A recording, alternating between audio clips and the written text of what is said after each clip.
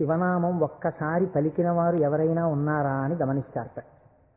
అంత మహోత్కృష్టమైన కాలం. విశేషించి అదృష్టం ఏమిటంటే మనం ప్రతిరోజు ప్రదోష వేళలో ఈ ఉపన్యాసాన్ని ప్రారంభం చేస్తాం. ప్రదోష వేళ పార్వతీ పరమేశ్వరుల యొక్క అర్ధనారీశ్వర స్వరూపంగా శాస్త్రం భావన చేస్తుంది. అంత పరమ పవిత్రమైనటువంటి అసుర సంధ్య వేళలో సాక్షాత్తుగా శంకరుడు వృషభవాహనారూఢుడై ఈ భూమండలం మీద తిరుగుతూ శ్రీశైల పర్వతం మీద ఒక్కసారి దిగుతారట.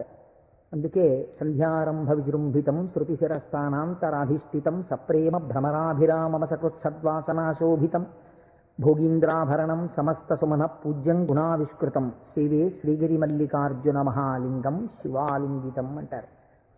ఒక మద్ది చెట్టు నల్లుకున్నటువంటి మల్లెతీగని చూసినటువంటి శంకర భగవత్పాదులు పార్వతీదేవి చేత ఆలింగనము చేయబడిన పరమేశ్వర స్వరూపాన్ని శ్రీశైల పర్వత శిఖరముల మీద దర్శనం చేసినటువంటి మహోత్కృష్టమైన శ్లోకం అది. అటువంటి శివస్వరూపాన్ని మనం ప్రదోష వేళలో ప్రవచనంగా చేసుకునే ముందు, శివపురాణం సామాన్యమైంది కాదు, చాలా పెద్ద గ్రంథం అది. అంత పెద్ద గ్రంథంలో మనకి ఉపయుక్తమైనవి ఉన్నాయి, చాలా జటిలమైనవి ఉన్నాయి. నిత్య జీవితంలో వాటిని అనుష్ఠానంలోకి తెచ్చుకోవడానికి అన్ని ఆశ్రమాలకి అలివి కానివి ఉన్నాయి. కనుక నేను అనుకున్నాను, శివాష్టోత్తర శతనామ స్తోత్రాన్ని ఉత్తరాయణ పుణ్యకాలం కనుక నేనేదో ప్రవచనం చేయడం కేవలం వినడం కాకుండా ప్రతిరోజు ఈ కార్డు పట్టుకుని వస్తే ప్రదోష వేళలో మనం ఇటువంటి దేవాలయంలో కూర్చుని చెప్పుకున్నటువంటి నామం 1,000,000 రెట్లు ఫలితం ఇస్తుంది. ఒక 30 రోజులో 40 రోజులో ఈ ప్రవచనాలు కొనసాగినప్పుడు మీరు ప్రతిరోజు ఈ నామాలు పలికారనుకోండి, 108 ఇంటూ 1,000,000 అంత నామం చేసినటువంటి ఫలితం మన ఖాతాలో ఈశ్వరుడు వేస్తాడు. దాని మీద వినడం శృణ్వం తపః, అది తపస్సు చేసినటువంటి ఫలితం అవుతుంది. ఉత్తరాయణ పుణ్యకాలంలో ఇంతకన్నా మనం చేసుకోగలిగినటువంటి మహద్భాగ్యం ఏముంటుంది? దీని మీద సుబ్రహ్మణ్యేశ్వర స్వామి వారికి ఇతపూర్వం నాకు తెలిసి కాకినాడ పట్టణంలో ఎన్నడూ జరగనంత అత్యద్భుతమైనటువంటి కార్యక్రమాన్ని మనం ఫిబ్రవరి 10, 11 తేదీలలో సుబ్రహ్మణ్యేశ్వర స్వామి వారి ఆవిర్భావము, తారకాసుర సంహారము, వల్లీ కళ్యాణము ఇవన్నీ శివపురాణాంతర్గతంగా వస్తాయి. ఇవన్నీ విన్న తరువాత 200 జంటలు పాలకావిళ్ళు ఎత్తి పట్టుకుని, కావిడి పట్టుకున్న వాళ్ళకి ఇంకా ఆచంద్రతారార్కం వంశాభివృద్ధి కోరికలు తీరుస్తానని పరమాత్మ ప్రకటించారు. ద్రవిడ దేశంలో అయితే కావిడి పట్టుకుని వెడుతుంటే సంతానము లేనటువంటి స్త్రీలు పడుకుని వారు దాటేటట్టుగా పడుకుంటారు. వారు దాటితే సుబ్రహ్మణ్యుడే దాటినట్టు. సంతానము కలగకుండా ఉన్నటువంటి ప్రతిబంధకము దానివల్ల తొలగిపోతుంది అని. అటువంటి ఉత్సవం నాకు తెలిసి జరగలేదు. పెద్దలు పూర్వం ఎవరైనా చేసి ఉండవచ్చు. అటువంటి ఉత్సవాన్ని మనం ఫిబ్రవరి 11వ తారీఖున చేసుకోబోతున్నాం ఇక్కడ. ఆ రోజున సుబ్రహ్మణ్య సంబంధంగా ఒక గొప్ప హోమం జరుగుతుంది. సుబ్రహ్మణ్యుడికి పాలకావిళ్ళు పట్టుకొచ్చిన కావిళ్లల్లో పాలతోటే అభిషేకం జరుగుతుంది. అదే రోజున స్వామివారికి సాయంకాలం వల్లీ కళ్యాణం జరుగుతుంది. బహుశా వల్లీ కళ్యాణం జరగడం అన్నది మనం చాలా తక్కువగా చూసాం. వల్లీ కళ్యాణం ఆ రోజు సాయంకాలం ఇక్కడ జరుగుతుంది. ఇది కాకుండా ఇంకా కొన్ని విశేష కార్యక్రమాలు ఇందులో మన జీవితాలు ధన్యమయ్యేటట్టుగా అనుసంధానం చేస్తాం.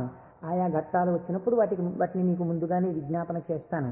కనుక శివపురాణాన్ని మనం శివాష్టోత్తర శతనామ స్తోత్రంతో అనుసంధానం చేసుకుంటే ఈ ప్రవచనాలు అయిపోయిన తరువాత కూడా మీరు ఎప్పుడైనా ఇంటి దగ్గర కూర్చుని నామాలు చదువుకుంటుంటే మనస్సు తొందరగా రమిస్తుంది. ఎందుచేత అంటే శివో మహేశ్వర శంభు పినాకి శశిశేఖర అని చదవడం వేరు.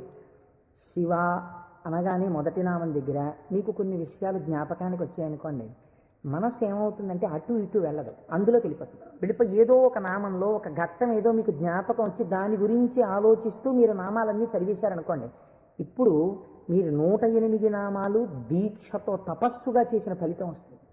అది అర్థం తెలియకుండా చదువుతున్నారనుకోండి, మనస్సు చించలమై ఎక్కడికో వెళితే నామం చెప్పిన ఫలితం ఉంటుంది, కానీ మనస్సు లగ్నం కాదు. మనస్సుని కూడా ఏకీకృతం చేసేటటువంటి ప్రయత్నంలో భాగంగా శివమహాపురాణాన్ని శివాష్టోత్తర శతనామ స్తోత్రంతో అనుసంధానం చేస్తే మనందరికీ ఎక్కువ ప్రయోజనకరంగా ఉంటుంది అని నాకు అనిపించింది.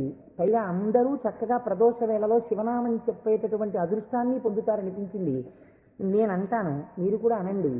ఇది అయిన తర్వాత నేను ప్రవచనం ప్రారంభం చేస్తాను. ఇవాళే కాదు, ప్రతిరోజు. ఇవాళంటే కొద్దిగా మనకు ప్రారంభం కాబట్టి ఆలస్యం అయింది, రేపటి నుంచి అలా ఉండదు ఖచ్చితంగా. ఎందుకంటే ప్రదోష వేళలో ఈ నామాలు చదవాలి కాబట్టి 6:30 అయ్యేటప్పటికి నామాలు చదవడం ప్రారంభం చేసేస్తాం. ఎందుకంటే ప్రదోష వేళలో చదివినటువంటి దాని ఫలితం మీరు శివమహాపురాణంలో విందురు గాని దాని శక్తి ఎలా వెళ్ళిపోతుందో చూద్దురు గాని. ధ్యాన శ్లోకం చెప్పండి. ధవళవపుషమిందోర్ మండలే సన్నివిష్టం భుజగవలయహారం భస్మదిగ్ధాంగమీశం మృగయ పరశుపాణిం చారు చంద్రార్ధమౌళిం హృదయ కమల మధ్యే సంతతం చింతయామి. శివో మహేశ్వర శంభుః పినాకీ శశిశేఖరః వామదేవో విరూపాక్షః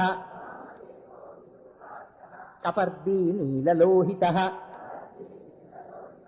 శంకరః శూలపాణిశ్చ ఖట్వాంగీ విష్ణువల్లభః శిపి విష్ణోంబికానాథః. శశి విష్ణు కాదండి, అది పొరపాటు పడింది. శిపి విష్ణోంబికానాథః శ్రీకంఠో భక్తవత్సలః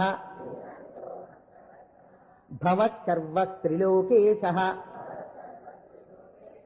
శితికంఠః శివాప్రియః ఉగ్రకపాలీ కామారీ అంధకాసురసూదనః గంగాధరో లలాటాక్షః కాలకాలః కృపానిధిః భీమః పరశుహస్తశ్చ మృగపాణిర్జటాధరః కైలాసవాసీ కవచీ కఠోరస్త్రిపురాంతకః వృషాంకో వృషభారూఢో భస్మోద్ధూళిత విగ్రహః సామప్రియః సర్వమయః త్రైమూర్తిరనీశ్వరః సర్వజ్ఞః పరమాత్మా చ సోమసూర్యాగ్నిలోచనః హవిర్యజ్ఞమయః సోమః పంచవక్త్రః సదాశివః విశ్వేశ్వరో వీరభద్రో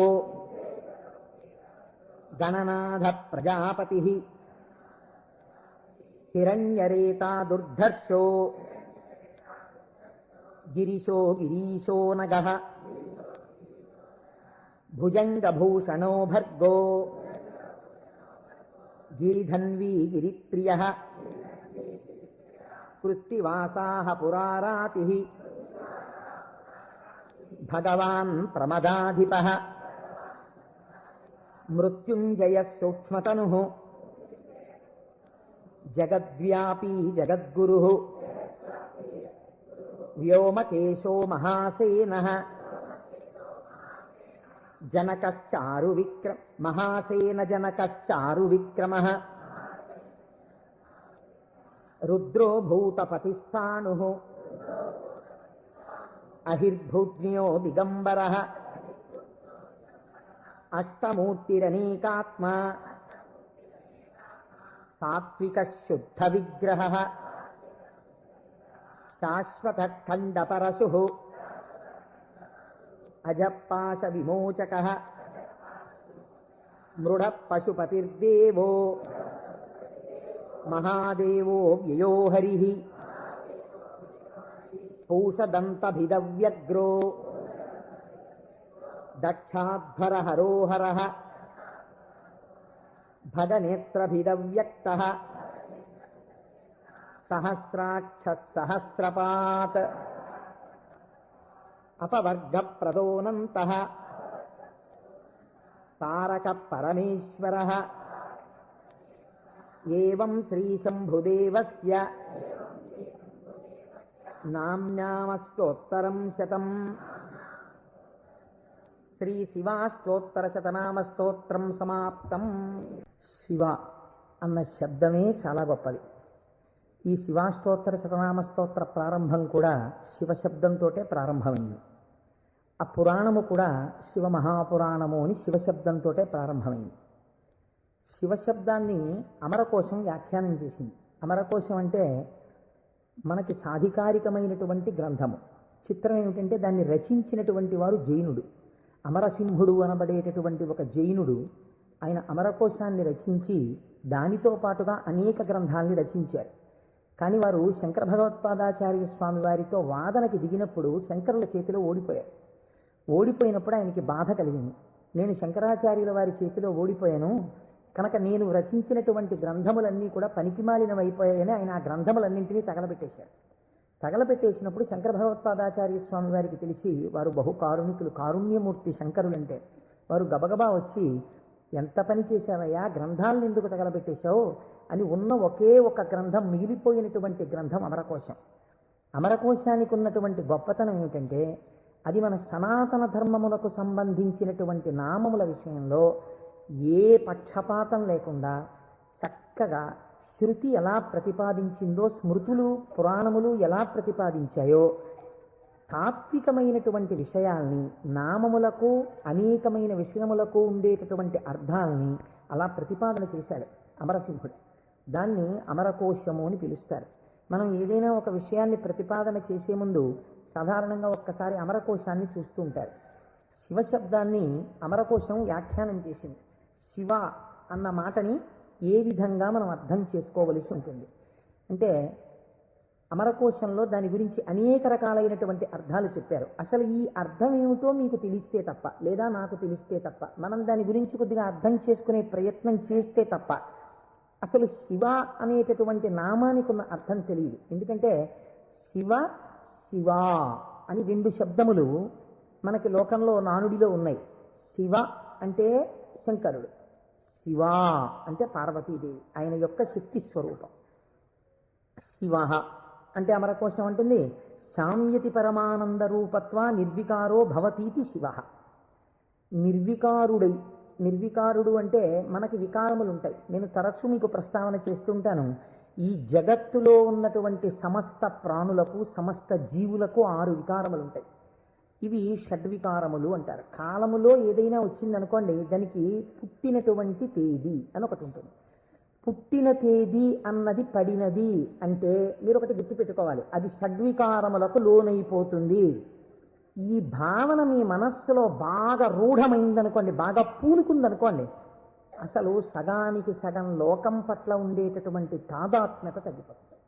ఇది కేవలం వినడానికి విన్నారనుకోండి, దీని వలన వచ్చేటటువంటి ప్రయోజనం తక్కువగా ఉంటుంది. ఇది బాగా లోపల జీర్ణమైందనుకోండి, మీకు అనేక విషయాలు అర్థం అవుతాయి. మీరు ఒక్కసారి గమనించండి, షడ్వికారములలో ఇక పూర్వం మీరు ఆ వస్తువుని చూడలేదు, కానీ ఆ వస్తువు, ఆ ప్రాణి, ఆ జీవుడు ఒకానొక కాలమునందు ఈ లోకములో పుట్టింది. కాబట్టి ఇప్పుడు దానికి జన్మము అన్న తేదీ ఒకటి వచ్చింది కాలంలో. సరే, కాలం అన్నది యథార్థమా అంటే బీజస్యాంతరివంకురో జగదిదం ప్రాంగ్ నిర్వికల్పం పునః మాయా కల్పిత దేశకాల కలనా వైచిత్ర చిత్రీకృతం అన్నారు శంకరాచార్యుల వారు. ఆ తత్వ పరిశీలనాన్ని పక్కన పెడితే ఒక జన్మ తేదీ ఉంది. ఈ జన్మ తేదీలో ఒక ప్రాణి కనపడగానే శాస్త్రం అంది 6 విషయాలు గుర్తుపెట్టుకో.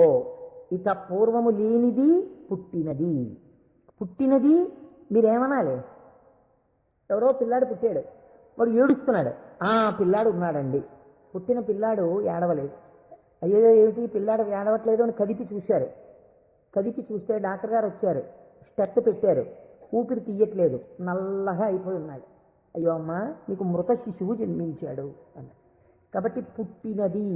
అసలు రెండో వికారం ఉంటుంది, ఉన్నది భవతి అనగా ఈ లోకములోకి వచ్చినప్పుడు అది ఉన్నది.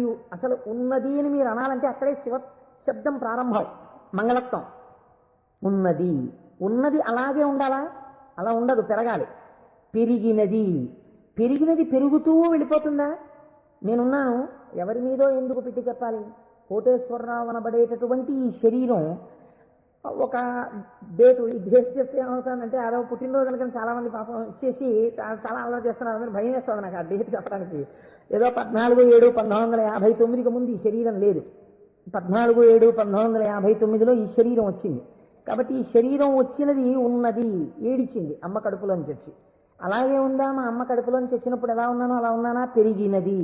అబ్బో, ఎంత ధ్వజస్తంభం అంత పెరిగిపోయింది ఈ శరీరం. పెరిగినది. ఇది ఇలా పెరుగుతూ ఉంటుందా? ఉండదు. కరిగినది. మీరు నన్ను ఒక 20 సంవత్సరాల తర్వాత చూశారనుకోండి, ఇది తరిగిపోతుంది. ఈ శరీరం వడిలిపోయి క్షీణించిపోవడం ప్రారంభమైపోతుంది. తరిగినది. తర్వాత ఆయనేనా ఈయన అనవలసి వస్తుంది. మార్పు చెందినది. బాగా క్షీణించిపోయి ఇప్పుడున్నంత శరీరం ఉండదు. అయ్య బాబోయ్, అప్పుడు ఎంత ఉండేవారండి మనిషి, ఆయన ఈయన అటుకంత అయిపోయారండి అంటాం. కాబట్టి మార్పు చెందినది, తరిగినది, ఇంకా కొంతకాలం అయిపోయిన తర్వాత నశించిపోయినది. ఇది శరీరం అంత్యేష్టి సంస్కారం చేయబడిపోతుంది. కాబట్టి ఈ 6 వికారములు సమస్త ప్రాణులకు ఉండి తీరుతాయి. జన్మ తేదీ ఉన్నది. చిట్ట చివరి వికారమునకు కూడా సమయం ఉన్నది. ఈ మధ్యలో ఈ 6 వికారములు నడుస్తూ ఉంటాయి. ఈ 6 వికారములన్నవి లేనిది ఎవరైనా ఉన్నదా? ఉన్నది. అలా ఉన్నదేదో అదే శివ. అది కాలములో పుట్టలేదు, కాలములో పెరగలేదు, కాలములో ఉండలేదు, కాలములో తరగదు, కాలములో నశించదు. ఎవరి నుండి వచ్చినదో, ఎవరి ఎందు పెరిగినదో, ఎవరి ఎందు లయించిపోతున్నదో వాడు మాత్రం అలా ఉండిపోతున్నాడు. మేకలు వేయింజన్నను భాసురముగనొక్క కోటి పర్ణం వెక్కున్, ఆ కోతులు వేయింజన్నను కోకోయని కొంకినక్క కోయని కూర్చొని అంటారు జానపదులు. అందరూ వస్తారు, వెళ్ళిపోతాయి లోకాలన్నీ. చిట్ట చివరికి వెళ్ళిపోయిన లోకాలన్నీ ఎవరిలోకి వెళ్ళిపోయాయి? వాడు లయించిపోతాడా? వాడు లయించిపోడు. వాడిలోకి అన్నీ వెళ్ళిపోయి వాడు ఉండిపోతున్నాడు. అలా ఉండిపోయిన వాడెవడు? వాడు పరబ్రహ్మము. వాడికి శాశ్వతుడు, వాడికి కదలిక లేదు. వాడు ముందున్నాడు, చివరా ఉన్నాడు. అలా ఉన్నవాడెవడో వాడు నిర్వికారుడు. వాడికి వికారములు లేవు. వాడికి వికారం లేదు కాబట్టి వాడు ఎలా ఉంటాడు? వాడి జుట్టు తెల్లబడదు కదండి, వాడికి ముసలితనం లేదు, కాలము లొంగదీయలేడు. కాబట్టి ఇప్పుడు వాడు నిత్య యవ్వనుడు. అందుకే శివుడి గురించి చెప్పినా, అమ్మవారి గురించి చెప్పినా మనం ఏం చెప్తామంటే నమశివాభ్యాం నవయవ్వనాభ్యాం అంటాం. ఈ శ్లోకం మా ముత్తాతగారు చెప్పారు, అప్పుడు నవయవ్వనులే వాళ్ళు. మా తాతగారు చెప్పారు, అప్పుడు నవయవ్వనులే వాళ్ళు. మా ముత్తాతగారు వెళ్ళిపోయారు, మా తాతగారు వెళ్ళిపోయారు, మా తండ్రి గారు చేశారు కొంతకాలం ఆ శ్లోకాలు. మా తండ్రి గారు వెళ్ళిపోయారు.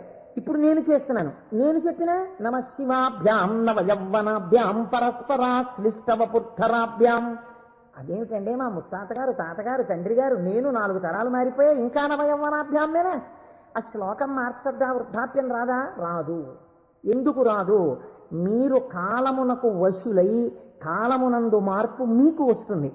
కాలస్వరూపములో మీ యందు మార్పులు తెచ్చేవాడెవడున్నాడో వాడు మార్పునకు అతీతుడుగా సాక్షిగా ఉన్నాడు.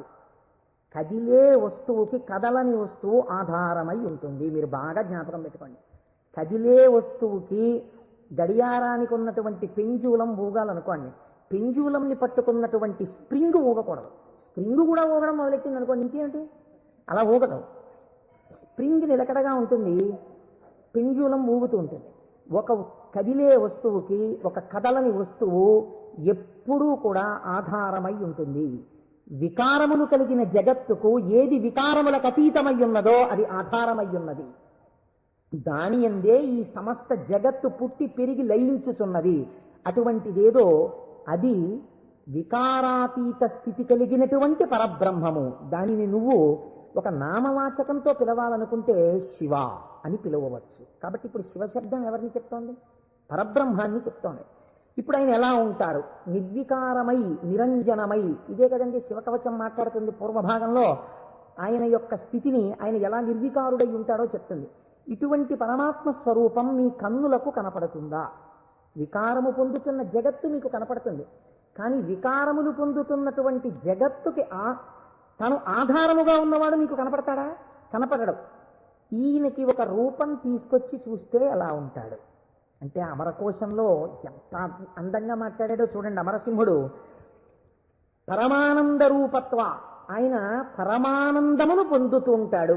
ఎందుకని? మన అందరికీ సుఖ దుఃఖాలని ద్వంద్వాలుంటాయి, ఎప్పుడూ ఆనందంతో ఉండం. ఆయనకి వికారాలు ఏమీ లేవు, అందుకని ఆయన ఎప్పుడూ పరమానందంతో ఉంటాడు. ఎక్కడుంది పరమానందం? బయట ఉన్న వస్తువుల వల్ల ఆనందం కాదు, లోపలే ఉంది ఆనందం. ఆ ఆనందంతో తన్మయాన్ని పొందుతూ ఉంటాడు. అది నోటితో చెప్పడం కుదరదు. ఇప్పుడు ఎలా చెప్పాలి అంటే, పద్మాసనం వేసుకుని చేతులు 2 ఇలా పెట్టుకుని కన్నులు ఇలా అరమోట్పు కన్నులతో ఉండి తనలో తాను రమిస్తూ కనపడుతుంటాడు. శంకరుడి యొక్క ఫోటో మీరు చూశారనుకోండి, చూస్తే ఆయన అరమోట్పు కన్నులతో కూర్చుని సంతోషంతో ఆనందంతో ఉన్నట్టుంటాడు. ఇందులో ఇంకా లోకరక్షణ హేతువుగా అభయముద్ర పట్టినట్టుగా ఉంది. ఆయన అరమోట్పు కన్నులతో ఆనందంతో రమించిపోతున్నట్టుగా ఉంటుంది శివస్వరూపం. అంటే ఘనీభవించినటువంటి ఆనంద స్వరూపమే పరమాత్మ యొక్క స్వరూపం. పరమాత్మ నిత్యానందము ఏది ఉన్నదో దాన్ని రాశీభూతం చేస్తే అదే శివ. కాబట్టి ఇప్పుడు పరమాత్మ యొక్క స్వరూపమేమి? ఆనంద ఘనమే పరమాత్మ. కాబట్టి ఇప్పుడు ఆయన అన్ని వికారములకు అతీతుడై తనలో తాను రమించిపోతూ ఆనందపడిపోతూ ఉండేవాడెవరో, కదలిక ఉండదు ఇంకా మనస్సులో, అన్ని అరికట్టి లోపల ఉన్నటువంటి ఆనందంతో తాను కలిసిపోయి తానే చిదానంద రూపుడై ఉంటాడు. దీనికి మీకు పోలిక చెప్పాలంటే ఒక్కటి కుదురుతుంది. మనం కదులుతున్నటువంటి తరంగములు కలిగిన సరోవరాలం. మీరు చూడండి, అందుకే నిద్ర లేవగానే ఏది ప్రారంభం అవుతుంది పనిచేయి మీకు ప్రారంభంలో నిద్ర లేచారు అనగానే, నిద్ర లేవడం అంటే ఏమిటో తెలుసా అండి? శరీరం లేవడం కాదు. ముందు ఏది లేస్తుందో తెలుసా? పరమాత్మతో రమిస్తున్నటువంటి మనస్సు విడివడుతుంది. విడివడి అది సంకల్ప వికల్ప సంఘాతం. అది వెంటనే ఒక ఆలోచన మొదలెడుతుంది. మొదట ఆలోచన ఏంటి? తెల్లవారిపోయింది. ఈ తెల్లవారిపోయిందన్న మొట్టమొదటి ఆలోచన అది చెయ్యగానే నిర్మలంగా ఉన్నటువంటి నీళ్ళ దగ్గరికి వెళ్ళి మీరు ఒక చిన్న రాయి తీసుకుని ఇలా వేశారనుకోండి, అదేం చేస్తుందంటే ఇలా ఒక తరంగం కదులుతుంది. కదిలి అలా వెడుతుంది. ఇది ఒక్కటే వెళ్ళదు, ఇది వెడుతూ ఇంకో తరంగాన్ని తయారు చేస్తుంది. అలా కదులుతూ తరంగాలుగా ఒక కదలిక రాగానే ఇంకో కదలిక వస్తుంది. తెల్లవారిపోయింది, ఇవాళే నువ్వు శివమహాపురాణం మొదలెట్టాలి, ఇవాళే నువ్వు ఫలానా వాళ్ళ ఇంటికి వెళ్ళి ఒక్కసారి ఆశీర్వచనం చెయ్యాలి, చూసావా తెల్లవారిపోతుంది గబగబా సంధ్యావందనం చెయ్యాలి. ఒకదాని వెనక ఒకటి సంకల్పాలు వచ్చేస్తాయి. ఇవి సుఖములకు దుఃఖములకు కూడా హేతువులు అవుతుంటాయి. ఈ సంకల్పాతీతుడై సంకల్పములు దేనిలోంచి పుడుతున్నాయో అది తానై నిరంజన స్వరూపమై ఆనంద ఘనమై కూర్చున్నవాడెవరో వాడు పరమాత్మ, వాడు శంకరుడు. కాబట్టి శివుడు ఆయన ఇక్కడే సమస్తాన్ని చూస్తుంటాడు. అటువంటి ఆనంద ఘనమునకు శివ అని పేరు. ఇప్పుడు దీనివల్ల మీకేం తెలుస్తోంది? మనుష్య జన్మ యొక్క చిట్ట చివరి ప్రయోజనమేమి? ఆ ఆనందము మీరే అగుట. అటువంటి ఆనంద స్వరూపులుగా మీరు మారడమే మనుష్య జన్మ యొక్క ప్రయోజనం. దానికే మోక్షము అని పేరు. కాబట్టి ఇప్పుడు అటువంటి మోక్ష స్థితిని పొందాలనుకున్న వాళ్ళకి ఎవరు ఆరాధ్య దైవము? శివుడే. కాబట్టి శివయోగోధ్యేయ శివంకర. కాబట్టి ఏమండి మీరు చెప్పింది బాగుంది అని, మేము గృహస్థాశ్రమంలో ఉన్నాం కదా, మాకు భార్య బిడ్డలు ఉన్నారు కదా, మాకు సంకల్పాలు ఏవి వద్దు అని మేమందరం కూడా ఇలా ముక్కు మూసుకుని లేచిన దగ్గర నుంచి ఏదో సంధ్యావందనం చేసుకుని ఒక పూజా మందిరంలో ఇలా కూర్చుండిపోతే, మనస్సుని అంతర్ముఖం చేసే ప్రయత్నం చేస్తూ ఏదో లోపల ఉన్నటువంటి ఆ వస్తువుని కనిపెట్టే ప్రయత్నం చేస్తూ మేము ఉండిపోతే నా భార్య పరిస్థితి ఏమిటి, నా పిల్లల పరిస్థితి ఏమిటి? అసలు మరి గృహస్థాశ్రమంలో ఉండి కొన్ని కోరికలంటూ ఉంటాయి కదా, మరి తప్పదు కదా. అప్పుడు ఈ స్వరూపాన్ని పట్టుకుంటే ఉపయోగమే ఉండదు. ఆయన ఇంకేమీ అలా కోరికలు తీర్చడాలు అలా ఏముండవా? కేవలం ఆనందం మోక్షం ఇంటి అనే పరిస్థితి కాదు. అమరకోశం అంది వెంటనే మళ్ళీ చేరతే సజ్జన మనాం స్మస్మితిగా, ఈయన యందు సజ్జనుల యొక్క మనస్సు రమించుచుండును. ఈ మాటని మీరు చాలా గట్టిగా పట్టుకోవాల్సి ఉంటుంది. మీకు చూడండి, నేను ఇంతకన్నా మీకు ఉదాహరణ చెప్పడానికి సాధ్యం కాదు. ఇంకా వంటింట్లో ఒక పంపు ఉంటుంది, బాత్రూంలో ఓ పంపు ఉంటుంది, వరండాలో ఒక పంపు ఉంటుంది వాష్ బేసిన్ దగ్గర. మీకు ఇంకా అవసరం అనుకున్నారనుకోండి, ఏదో మీరు భోజనాలు చేసే గదిలో చేతులు కడుక్కోవడానికి ఒక పంపు ఉంటుంది. ఇన్ని పంపుల్లోనూ మీకు ఏకకాలమునందు ఎక్కడ విప్పినా నీళ్లు రావాలనుకోండి, ఏది నింపాలి? ఏ పంపు కొట్టంలో నీళ్లు పోస్తారా? ఓవర్ హెడ్ వాటర్ ట్యాంక్లో నీళ్లు పోస్తారు. ఓవర్ హెడ్ వాటర్ ట్యాంక్లో నీళ్లు పోస్తే అన్ని పంపుల్లోనూ నీళ్లు వచ్చినట్టు శివస్వరూపాన్ని పట్టుకుంటే అది ఏ రూపంగా, ఏ రకంగా, ఏ విభూతితో, ఏ లక్షణంతో, ఏ గుణంగా మీ మనస్సు ఇష్టపడిన ఏ విధానంగా ఒక్కదాన్ని మీరు పట్టుకుని రమించిపోవడం ప్రారంభించినా అది మీకు కావలసిన సమస్తాన్ని ఇస్తుంది. అలా ఇవ్వగలదు. దానికి ఆ శక్తి ఉన్నది. అది మిమ్మల్ని కాపాడుకుని వస్తుంది. మీరు చూడండి, గొడుగు ఒక్కటి ఇలా పట్టుకున్నారండి, ఇలా గొడుగు పట్టుకుని వెళ్ళిపోతున్నారు. ఇలా గొడుగు పట్టుకు వెళ్ళిపోతుంటే బయట మంచి ఎండ కాసింది. ఇప్పుడు ఆ గొడుగు మిమ్మల్ని రక్షిస్తుందా, రక్షించదా? రక్షిస్తుంది. మీరు వెళ్ళిపోతుండగా మంచి మబ్బు పట్టి వాన ప్రారంభమైంది. గొడుగు రక్షిస్తుందా, రక్షించదా? రక్షిస్తుంది. వాన తగ్గిపోతోంది, ఇంకా కొద్దిగా ఎండ వస్తే బయలుదేరదాం అనుకుని మీరు చెట్టు కింద నించున్నారు. ఒక పక్షి పైనుంచి రెట్ట వేసింది. మీ మీద పడకుండా గొడుగు రక్షిస్తుందా, రక్షించదా? రక్షిస్తుంది. ఒక గొడుగు మీకు శీతలము నుండి, ఉష్ణము నుండి, జలధార నుండి, పక్షి రెట్ట నుండి ఇన్నిటి నుంచి కాపాడినప్పుడు పరమాత్మని పట్టుకున్న వాడి కోరికలు కూడా అన్ని భంగులా తీరుతాయి. మీకు ఏది కావాలో అది వాడు ఇవ్వగలడని మీరు ఎలా అనుకోవట్లేదు? అచేతనమైన ఒక గొడుగు మీకు ఇన్నింటిని ఇవ్వగలిగినప్పుడు మీరు పట్టుకున్న పరమాత్మ మీకు ఏది అవసరమో అది మీకు ఇవ్వడని మీరు ఎలా అనుకుంటున్నారు? మీకు ఏది కావాలో మీరు అడగక్కర్లేకుండా మీకు తీరుస్తాడు. అది గొప్ప. మీరు శాస్త్రంలో ఒక మర్యాద తెలుసుకోవాలి. మీరు అడిగితే ఇచ్చినవాడు గొప్పవాడు కాదండి. మీరు వెళ్ళి అడిగారనుకోండి, వెంటనే మీరు జీవితంలో చాలా దిగజారిపోయిన వ్యక్తులైపోతుంది. ఒకరి దగ్గరికి వెళ్ళి, అయ్యా నాకు ఇది లేదండి, నన్ను మీరు కొంచెం అనుగ్రహించి నాకు ఇది కలిగేటట్టుగా మీరు చెయ్యండి అని అడిగారు అనుకోండి, వాచికంగా నోరు విప్పి ఒకరి దగ్గరికి వెళ్ళి నాకు ఇది ఇప్పించండి అని అడిగినప్పుడు ఆత్మహత్యా సదృశమే. వాడు చచ్చిపోయినంత బిడియపడిపోతాడు. ఎవరు శీలమున్నవాడు బెంగ పెట్టుకుంటాడు. నోరు విప్పి అడగడమా, వెళ్ళి నాకు ఇది ఇవ్వండి అని ఎలా అడగను అంటాడు. అడగలేడు. అందుకే మనకి పూర్వకాలంలో మీకు తెలుసో తెలీదో, మీసంలో ఒక వెంట్రుక తాకట్టు పెట్టి అప్పు తెచ్చుకునేవారు. మీసంలో వెంట్రుక తాకట్టు పెడితే అప్పు ఇవ్వడం ఏంటండి? అంటే వాళ్ళ రోషానికి చిహ్నం అది. ఎన్నడూ నేను ఒకరిని చెయ్యి అడగలేదురా, చెయ్యి జాపి అడగలేదు. అటువంటి వాణ్ణి నిన్ను అడుగుతున్నాను. నేను ఇంత సిగ్గుపడిపోయానడానికి ఉదాహరణ ఏమిటో తెలుసా? ఈ వెంట్రుక ఒకటి నీ దగ్గర పెట్టుకో, మళ్ళీ తీర్చిన నాడు ఈ వెంట్రుక తీసుకెళ్తాననేవాడు. వాడి రోషానికి, వాడి శీలానికి ఆ వెంట్రుకని ప్రాతిపదికగా తీసుకుని అప్పిచ్చేవాడు పూర్వం. అందుకే నా మీసంలో వెంట్రుక తాకట్టేశాననేవారు పూర్వం. కాబట్టి ఒకరి దగ్గరికి వెళ్ళి అడగడం అంటే అంత చిన్నతనం. పరమాత్మ అయినా మిమ్మల్ని అలా చిన్నబుచ్చి ఇస్తాడని మీరు ఎలా అనుకుంటున్నారు? గొడుగు పచ్చి రెట్ట నుంచి నన్ను కాపాడు, వాన పడితే కాపాడు, ఎండగా ఉంటే కాపాడు, పైనుంచి ధూళి పడకుండా కాపాడు, ఓ గడుగా నన్ను రక్షించు అని మీరంత స్తోత్రం చేసి వేసుకుంటున్నారేంటే? ఇలా విప్పిలా పట్టుకుంటే అంతే రక్షించేయడం దాని ప్రయోజనం. అలా మీరు శివస్వరూపాన్ని పట్టుకుంటే, ఎలా పట్టుకున్నా సరే, అంటే ఎలా పట్టుకోవాలంటే అభిషేకాలు చేయాలా, పూజలు చేయాలా, లేకపోతే దాని స్వరూపం బాగా తెలుసుకోవాలా, అర్థం అవ్వాలా? కాదు. మీ మనస్సు ఏదో ఒక విషయంలో రమించింది అంతే, అది చాలు. మిమ్మల్ని మీకు రక్షణ కల్పించడానికి అది హేతు అవుతుంది. మీకు నేను ఒక ఉదాహరణ చెప్తాను, మీరు దాని వలన దీని వ్యాఖ్యానాన్ని బాగా పట్టుకోగలుగుతారు.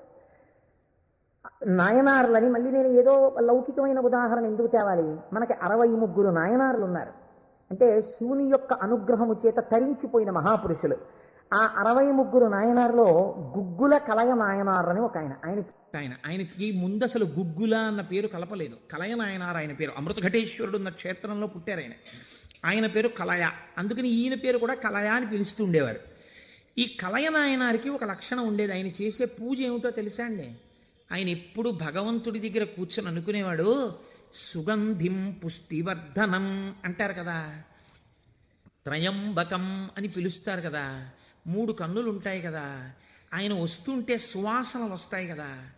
ఆనాడు మార్కండేయుడు శివలింగాన్ని గట్టిగా కౌగిలించుకుని చంద్రశేఖర చంద్రశేఖర చంద్రశేఖర పాహిమాం అని అంటుండగా యమధర్మరాజుని శిక్షించి మార్కండేయుడిని రక్షించడానికి శివలింగంలోంచి ఆవిర్భవించాడు కదా. ఆవిర్భవించినప్పుడు శివుడి కన్నా ముందు శివుని యొక్క సువాసనలు మార్కండేయుడు పీల్చి ఉంటాడు కదా. శివుడు వచ్చేసాడని పొంగిపోయి ఉంటాడు కదా. ఎంతకీ రానటువంటి రైలు వచ్చేస్తోందని అనౌన్స్ చేసినప్పుడు ఎంత ఆనందం పొందేస్తామో, ముందు అనౌన్స్మెంటు, తర్వాత రైలు ఇంజను కనపడగానే పొంగిపోయినట్టు సుగంధిం, ఆ సువాసనలు వస్తుంటే ఎంత పొంగిపోయి ఉంటాడు కదా మార్కండేయుడు. నా పూనిక ఫలించింది, వచ్చేసాడు పరమాత్మ, అదిగో శంకరుడు, అదిగో సుగంధిం, సువాసనలు వచ్చాయి అని ఆ చంద్రశేఖర చంద్రశేఖర అన్నది ఒక్కసారి ఆపేసి ఏడి శివుడిని ఆ సువాసనల వంకి ఇలా చూస్తూ నిలబడిపోయి ఉంటాడు కదా. కాబట్టి శివుడి యొక్క సువాసన అలా ఉంటుంది కదా అని పొంగిపోతూ నేను అలాంటి వాసన పీలుద్దామని, ఆయన మహాైశ్వర్యవంతుడు కలయనాయనార్. రోజు ఇంత గుగ్గిలం పట్టుకొచ్చి ఆ గుగ్గిలం వెలిగించి గుగ్గిలం ధూపం వేసేవాడు.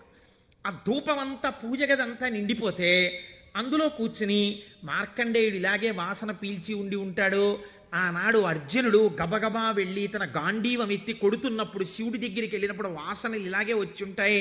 అని ఆ వాసనలు పీలుస్తూ కళ్ళు మూసేసుకుని ఇవే శంకరుడి శరీరంలోంచి వస్తున్న వాసనలు, ఇక్కడే శివుడు ఉన్నాడని రోమాంచితం అయిపోయి పరవశించిపోతూ సమాధి స్థితిలోకి వెళ్ళిపోయి అలా ఉండిపోతుండేవాడు ఆయన. మీరు చూడండి, భగవంతుణ్ణి పట్టుకోవాలనుకున్నవాడు ఏమంటే మాకు పూజ కుదరట్లేదండి, మాకు ఈ స్తోత్రం రావట్లేదండి అంటాం మనం. మన బతుకంతా ఎక్కడ ఆగిపోతుందంటే దీపంలో 2 ఒత్తులు వేయాలా, 1 ఒత్తి వేయాలా. నిజంగా తరించిపోయిన వాళ్ళు తరించిపోవడానికి ఎన్ని మార్గాలు వెతుక్కున్నారో చూడండి. ఆయన శ్వాసనలు పీలుస్తూ రమించిపోయాడు. శంకరుడు చూశాడు, వీడు రోజు గుగ్గిలం పట్టుకొచ్చి వేసి ఇన్ని రకాల దర్శనాలు చేసేస్తున్నాడు రా, గుగ్గిలం పొగ అడ్డం పెట్టుకుని. ఎంత చిత్రం రా ఇది, గుగ్గిలం పొగకి వీడు సమాధిలోకి వెళ్ళిపోతున్నాడు. అసలు ఈ గుగ్గిలం కొనలేని స్థితి తెస్తే ఏం చేస్తాడో చూద్దాం అనుకున్నాడు. ఐశ్వర్యం అంతా క్షీణింపచేశాడు.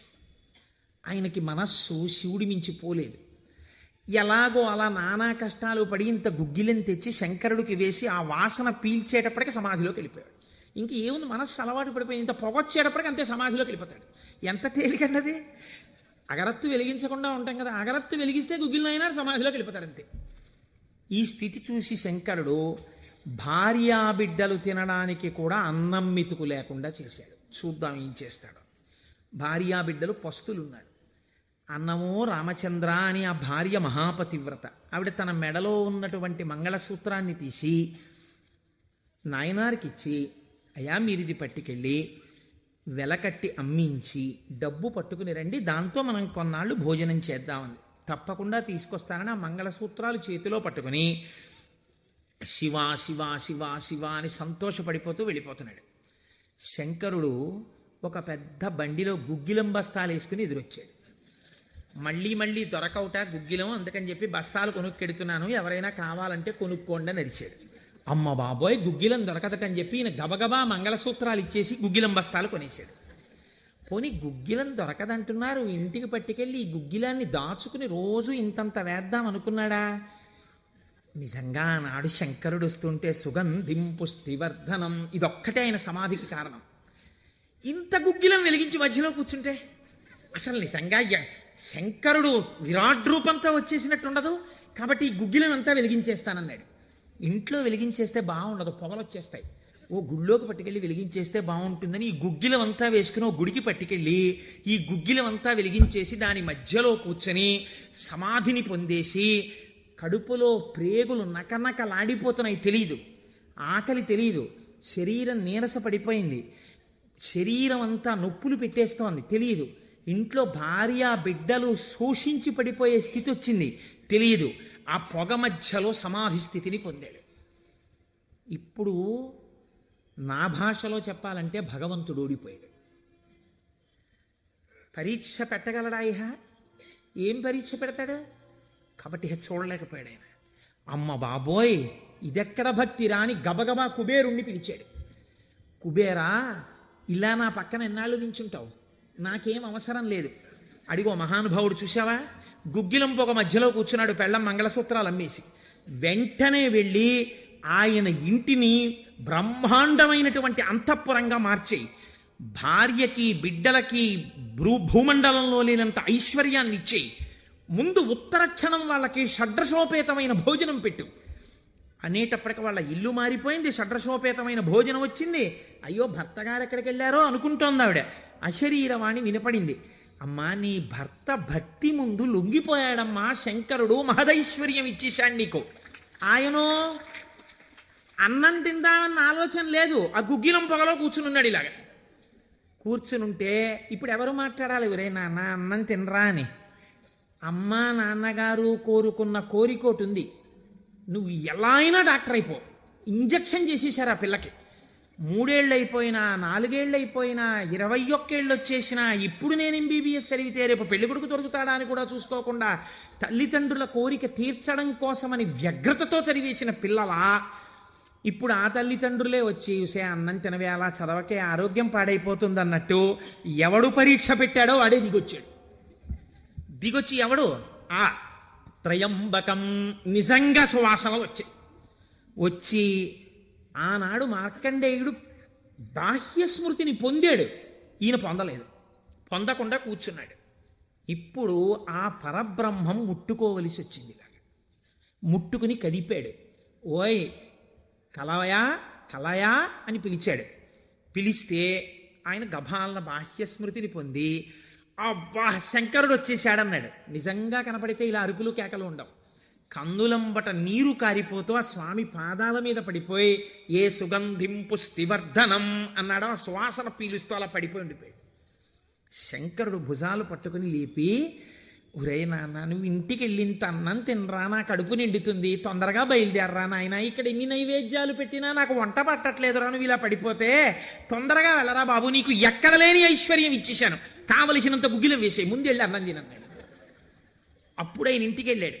ఇంటికెళ్ళి షడ్రసోపేతమైనటువంటి భోజనాన్ని నాయనార్ స్వీకరించాడు. దీన్ని గుగ్గిల నాయనార్ అంటారు పెరియ పురాణంలో. ఎందుకంటే శివపురాణం చెప్పుకుంటూ నాయనార్ల చరిత్రని అనుసంధానం చేసి ఉత్తరాయణ పుణ్యకాలంలో నాయనార్ల గురించి వింటే పార్వతీ సహితుడైనటువంటి ఆ పరమశివుడు పొంగిపోయి పరవశించిపోతాడు. అందుకే లౌకికమైన ఉదాహరణలు మానేసి అవసరమైన చోట నాయనార్ల చరిత్రలే కలిపేద్దాం.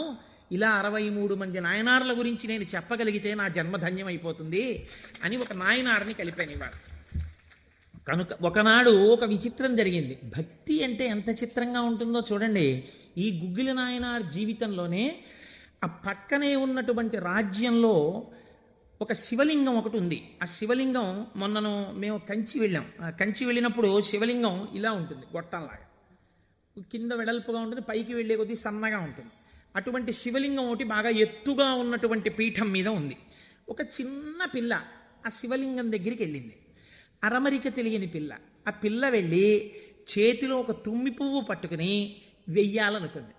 ఆ పీఠం పట్టుకుంది, ఎగిరింది, ఎక్కింది, అందలేదు. ఆ పిల్ల ఏడుపు మొదలెట్టింది. ఏడుపు మొదలెట్టి శివా శివా నువ్వు నాకు అందట్లేదు, పువ్వు ఎలా వేయనంది. శంకరుడు ఆ భక్తికి పరవశించిపోయాడు. ఇది భగవంతుడు దేనికి కట్టుబడతాడు? ఆ భక్తికి కట్టుబడతాడు. వెంటనే ఇలా ఉన్న శివలింగం ఇలా వంగిపోయి, ఇలా వంగిపోతే ఆ పిల్లకేం తెలుసు శివలింగం వంగిపోయింది నా కోసం అన్నది. చిన్నపిల్ల పొంగిపోయి తప్పట్లు కొట్టేసి కాసేపు ఆడేసి 2 పువ్వులు వేసేసి వెళ్ళిపోయింది ఆ పిల్ల. మరునాడు యథాలాపంగా అనేక శివలింగాలు ఉంటుంటాయి కదా గుళ్ళో. ఈ శివలింగం వంగడంలో లోపలున్న శివలింగం కూడా వంగిపోయింది. అర్చక స్వామి చూసి భయపడిపోయాడు. ఇదేమిటి శివలింగం ఇలా వంగిపోయిందని మహారాజుకు తెలిసింది. ఇది ఏదో అరిష్టం జరుగుతుంది, శివలింగం వంగింది ఏమిటని భయపడ్డారు. ఈ శివలింగానికి వంపు దిద్దిలా పైకి తీయాలి. వాళ్ళకి ఉన్న తెలివితేటలు ఏమిటంటే ఈ వంగిపోయినటువంటి శివలింగానికి పెద్ద పెద్ద ఇనప గొలుసులేసి ఏనుగులకు కట్టి లాగించారు. ఇన్ని ఏనుగులు, ఇనపగులు, ఇవన్నీ నేను పుక్కిట పురాణాలు నా సొంతంగా చెప్తున్నాను అనుకుంటున్నారా? ఈ దేవాలయాలు ఉన్నాయి ఇప్పటికీ. నా జీవితంలో ఈశ్వరుడు అనుగ్రహిస్తే ఎప్పటికైనా ఈ 63 నాయనార్ల శివాలయాలు దర్శనం చేయాలని నా కోరిక. ఈ వంగిపోయిన శివలింగాన్ని ఇనప గొలుసులో పెట్టి ఏనుగులు లాగుతుంటే గొలుసులు తెగిపోయాయి, శివలింగం వంపు దిద్దబడలేదు. ఇది ఎవరో గుగ్గిల నాయనారికి చెప్పారు. శివలింగం వంగిందిట, ఇనప గొలుసులేసి లాగుతున్నారట, లాగుతుంటే గొలుసులు తెగిపోతున్నాయిట. ఆయన ఎంత బాధపడిపోయి కింద పడి ఏడిచి దొల్లేశాడు. శంకరా మీ కంఠానికి ఇనప గొలుసులేసి ఏనుగులతో లాగారా, ఎంత ఒరిసిపోయిందో ఆ కంఠమని. అంతే, విన్న చోటు నుంచే పరిగెత్తి పారిపోయాడు పక్క రాజ్యానికి. పారిపోయి గుళ్ళోకి వెళ్ళి అన్నం లేదు, నీళ్లు లేవు, ఒగరుస్తూ ఒంటి నిండా చెమటలు పట్టుకుని, ఈశ్వర మీకు జరిగినటువంటి అపరాధం నా శరీరమునకు పొందేటటువంటి ఖేదంతో పోవాలని మీ వంపు దిద్దడం కాదు, మీ వంపు దిద్దడానికి మీకు ఇనప గొలుసు లేచి లాగినప్పుడు మీ కంఠం నొక్కుకుని ఉంటుంది, ఆ శిక్ష నేను అనుభవిస్తానని ఒక గొలుసు, తన మెడలో ఉన్నటువంటి గొలుసుని శివలింగపు వంపుకేసి గట్టిగా లాగాడు. తన కంఠం ఒరిసిపోయి తెగాలని. తన కంఠం తెగలేదు, శివలింగం వంపు ఇలా పైకి లేచిపోయింది. ఆ వంపు దిద్దినటువంటి వాడు గుగ్గిల నాయక. ఇప్పుడు మీరు నాకు చెప్పండి, బ్రతికున్న నాళ్ళు గుగ్గిల నాయనారు ఏం చేశాడు డబ్బు సంపాదించడానికంటే ఎవ్వరికీ తెలియదు. ఇంట్లో పర్సులోంచి 10 రూపాయలు తీస్తే 1000 రూపాయలు మళ్ళీ ఇంకో రూపంలో వచ్చేస్తుండేవి. అంత చిత్రంగా ఆయన మహదైశ్వర్య సంపన్నుడై, అందుకే అంటారు శాస్త్రంలో ఐశ్వర్యము కావాలన్నవాడు శివారాధన చెయ్యాలి. శివారాధన అపారమైన ఐశ్వర్య హేతువు. అందున దక్షారామం లాంటిదైతే గొప్ప భోగస్థానం కూడా. అంత ఐశ్వర్యంతో జీవిస్తూ శివభక్తిని విడిచిపెట్టలేదు. శివభక్తితో ఐశ్వర్యంలో ఉన్నాడు. అంత్యమునందు తేలికగా శరీరం విడివడి హాయిగా పరమశివుని యొక్క పాదములలో కలిసిపోయాడు. ఇప్పుడు మీరు చెప్పండి, అమరకోశంలో మహానుభావుడు అమరసింహుడు శివశబ్దానికి సజ్జనుల యొక్క మనస్సు రమించేటటువంటి స్వరూపము కలిగిన వాడు అని శివశబ్దానికి అర్థం చెప్పడంలో ఎంత గంభీరమైన అర్థం ఉందో మీరు చూడండి. శివశబ్దము సజ్జనుల యొక్క మనసు రమించు స్థానము. ఎలా రమిస్తుంది, దేనివల్ల? దానికి ఈ కారణం ఆ కారణం అని చెప్పడం కుదరదు. మీకు మనస్సుంటే భక్తి ఉంటే ఒక్క కారణం చాలు. ఏదో ఒక కారణంతో శివుని యందు మనసు రమిస్తే వాడికి సమస్తమైనటువంటి ఐశ్వర్యము కలుగుతుంది. ఇహము నుండి పరము వరకు, మోక్షము వరకు పొందగలడు. కాబట్టి అటువంటి స్థితిని ఇయ్యగలిగినది. మూడవ నిర్వచనంలో అంటారు, చేతే సజ్జన మనస్వితివా. సాధువుల యొక్క మనస్సు యందు తానుండువాడు. ఇప్పటి వరకు సాధువులు తమ మనస్సు శివుని యందు పెట్టారు. ఇప్పుడే స్థితి కెడతట. ఇదే భృంగీచ్ఛా నటనోత్కట కరిమదగ్రాహీ స్ఫురన్మాధవ హ్లాదో నాదయుతో మహాసితవపు పంచేషు బాణాధృత సత్పక్ష సుమనోవనేషు నపునః సాక్షాన్మదీయే మనోరాజీవే భ్రమరాధిపో విహరతాం శ్రీశైలవాసీ విభుః అని పిలుస్తారు శంకరాచార్యులు వారి శివానందలహరిలో. లోపల ఉండేటటువంటి హృదయ పద్మము పరిశుద్ధముగా భక్తి అన్న తేనెతో నిండి ఉంటే 2 గండు తుమ్మెదలు వస్తాయి. పార్వతీ పరమేశ్వరులనే గండు తుమ్మెదలు వచ్చి విహరిస్తుంటే అక్కడ తేనె కోసం. ఇప్పుడు ఎవరి మనస్సు నిరంతరము శివనామము పట్టుకుని రమించిపోతోందో, ఎవరు శృతి ప్రమాణము చేత పరవశించిపోతున్నారో అటువంటి వారి మనస్సు యందు పరమశివుడే వెళ్ళి చేరి ఉంటాడు. అంటే ఆయనే శివుడైపోయి ఉంటాడు. ఇది నోటితో చెప్తే చాలామంది అందుకుని ఉంటారు. కానీ నేను దీనికి కూడా ఒక ఉదాహరణ ఇచ్చే ప్రయత్నం చేస్తాను. చంద్రశేఖర పరమాచార్య స్వామి వారికి నడిచే దేవుడు అని పేరు. మహానుభావుడు, ప్రాతస్మరణీయులు. మొన్నట్నే మేము కంచి కామకోటి పీఠానికి వెళ్ళి స్వామివారి బృందావనం దగ్గర ప్రణిపాతం చేసి వచ్చాం. సమాధి అన్నమాట వాడరు పెద్దలు సన్యసించినటువంటి వారిని సమాధి చేసిన చోట పైన తులసి కోట పెడితే బృందావని మీద పిలవాలి. ఇది బృందావనం అండి, చంద్రశేఖర పరమాచార్య స్వామి వారి బృందావనం అనాలి. అలా కాకుండా సమాధి మీద శివలింగం ఉంటే బృందావనం అనకూడదు, అధిష్టానము అనాలి. ఇది రమణ మహర్షి యొక్క అధిష్టానం అండి అనాలి. రమణాశ్రమంలోకి వెళ్ళారనుకోండి, మీరు ఇది రమణ మహర్షి సమాధనో రమణ మహర్షి బృందావనమనో మీరు ఉచ్చరిస్తే మీ యందు దోషం పడుతుంది. అలా అనకూడదు. ఇది రమణుల అధిష్టానము అని పిలవాలి. ఎందుకంటే దాని మీద శివలింగం ఉంటుంది కనుక. అటువంటి బృందావనం చంద్రశేఖర పరమాచార్య స్వామి వారి బృందావనం దగ్గర మేము మొన్న ప్రణిపాతం చేసి వచ్చే అదృష్టాన్ని పరమాచార్య స్వామి మాకు అనుగ్రహించారు. పరమాచార్య స్వామి ఒక మాట చెప్పుకుంటుండేవారు. ఆయన అనేవారు, నాకు ఎప్పుడైనా చీకట్లో వెడుతున్నప్పుడు ఒక విగ్రహాన్ని చూస్తే నా బాధ్యత నాకు గుర్తొస్తుందనేవారు. ఇదండి రమించడం అంటే, ఇది శివుడంటే. మామూలుగా మాట్లాడడం, ఇలా ఉపన్యాసాలు చెప్పడం గొప్ప కాదు. రమించిన హృదయంలోంచి అటువంటి మాట రావడం ఆ వ్యక్తి యొక్క స్థితిని చూపిస్తుంది. పరమాచార్య నడిచి వెళ్ళిపోతుండేవారు. తెల్లవారుజామున 3 గంటలకి వారు నడిచి వెళ్ళిపోతున్నారు. ఒకసారి నడిచి వెళ్ళిపోతుంటే ఒక ఊరి మధ్యలో ఒక కోటు వేసుకున్నటువంటి ఒక వ్యక్తి, వాడెవరో ఒక రాజకీయ నాయకుడు, ఆయన యొక్క శిలా ప్రతిమ ఒకటి ఉంది. పరమాచార్య నిలబడి ఒక నవ్వు నవ్వారు. పరమాచార్య నవ్వారంటే దానిలో ఏదో అర్థం ఉంటుంది. ఆయనతో ఆనాడు అంతేవాసులై దగ్గరగా నడిచినటువంటి శిష్యులున్నారే, వారు అదృష్టవంతులు కనుక వారు దగ్గరగా వెళ్ళి నిలబడ్డారు. ఎందుకు నవ్వారు అని అడగరు కదా. వారు నవ్వి అన్నారు, దీన్ని చూస్తే నాకేం జ్ఞాపకం వస్తుందో తెలుసా, నా బాధ్యత జ్ఞాపకానికి వస్తోంది అన్నారు. అదేమిటండి, ఆ విగ్రహానికి మీకు సంబంధం ఏమిటి అనుకున్నారు విన్నవాళ్ళు. ఆయన అన్నారు, ఈ విగ్రహంలో ఉన్న వ్యక్తి తెల్లవారుజామున 3 గంటలకి ఇలాగే కోటేసుకుని నిలబడి ఉండేవాడా అని అడిగారు. అప్పుడు 3 కదా అయింది టైము. తెల్లవారుజామున 3 గంటలకి ఆ విగ్రహంలో ఉన్న వ్యక్తి ఎవరు ఉన్నాడో ఆయన అలా కోటేసుకుని నిలబడ్డ కదా. లేకపోతే బహుశः ఇప్పుడు మనం 3ంటికి చూసాం, ఈయన రాత్రి 1 గంటకు కూడా ఇలాగే కోట్ వేసుకుని ఉండుంటాడు. అంటే రాత్రి 1 గంటకు కూడా ఈయన బతికున్న రోజుల్లో కోట్ వేసుకుని ఉన్నాడా? లేడు. కానీ కోటేసుకున్నటువంటి వ్యక్తిని అందరూ చూశారు బయట. ఆయన బయటకు వచ్చినప్పుడు ఎక్కువగా కోటుతో బయటకు వచ్చేవాడు. కాబట్టి ఇప్పుడు ఆయన్ని చూడగానే రాత్రి చూసినా, పగలు చూసినా, ఉదయం చూసినా, సంధ్యవేళ చూసినా ఆయన జీవితంలో సాధించిన విషయాలు జ్ఞాపకానికి వచ్చి అందుకు ఆయనకి ఇటువంటి శిలాస్తూపం పెట్టారు అని జ్ఞాపకానికి వస్తుంది. నేనెవరో తెలుసా? పరమాచార్య చెప్పిన మాట.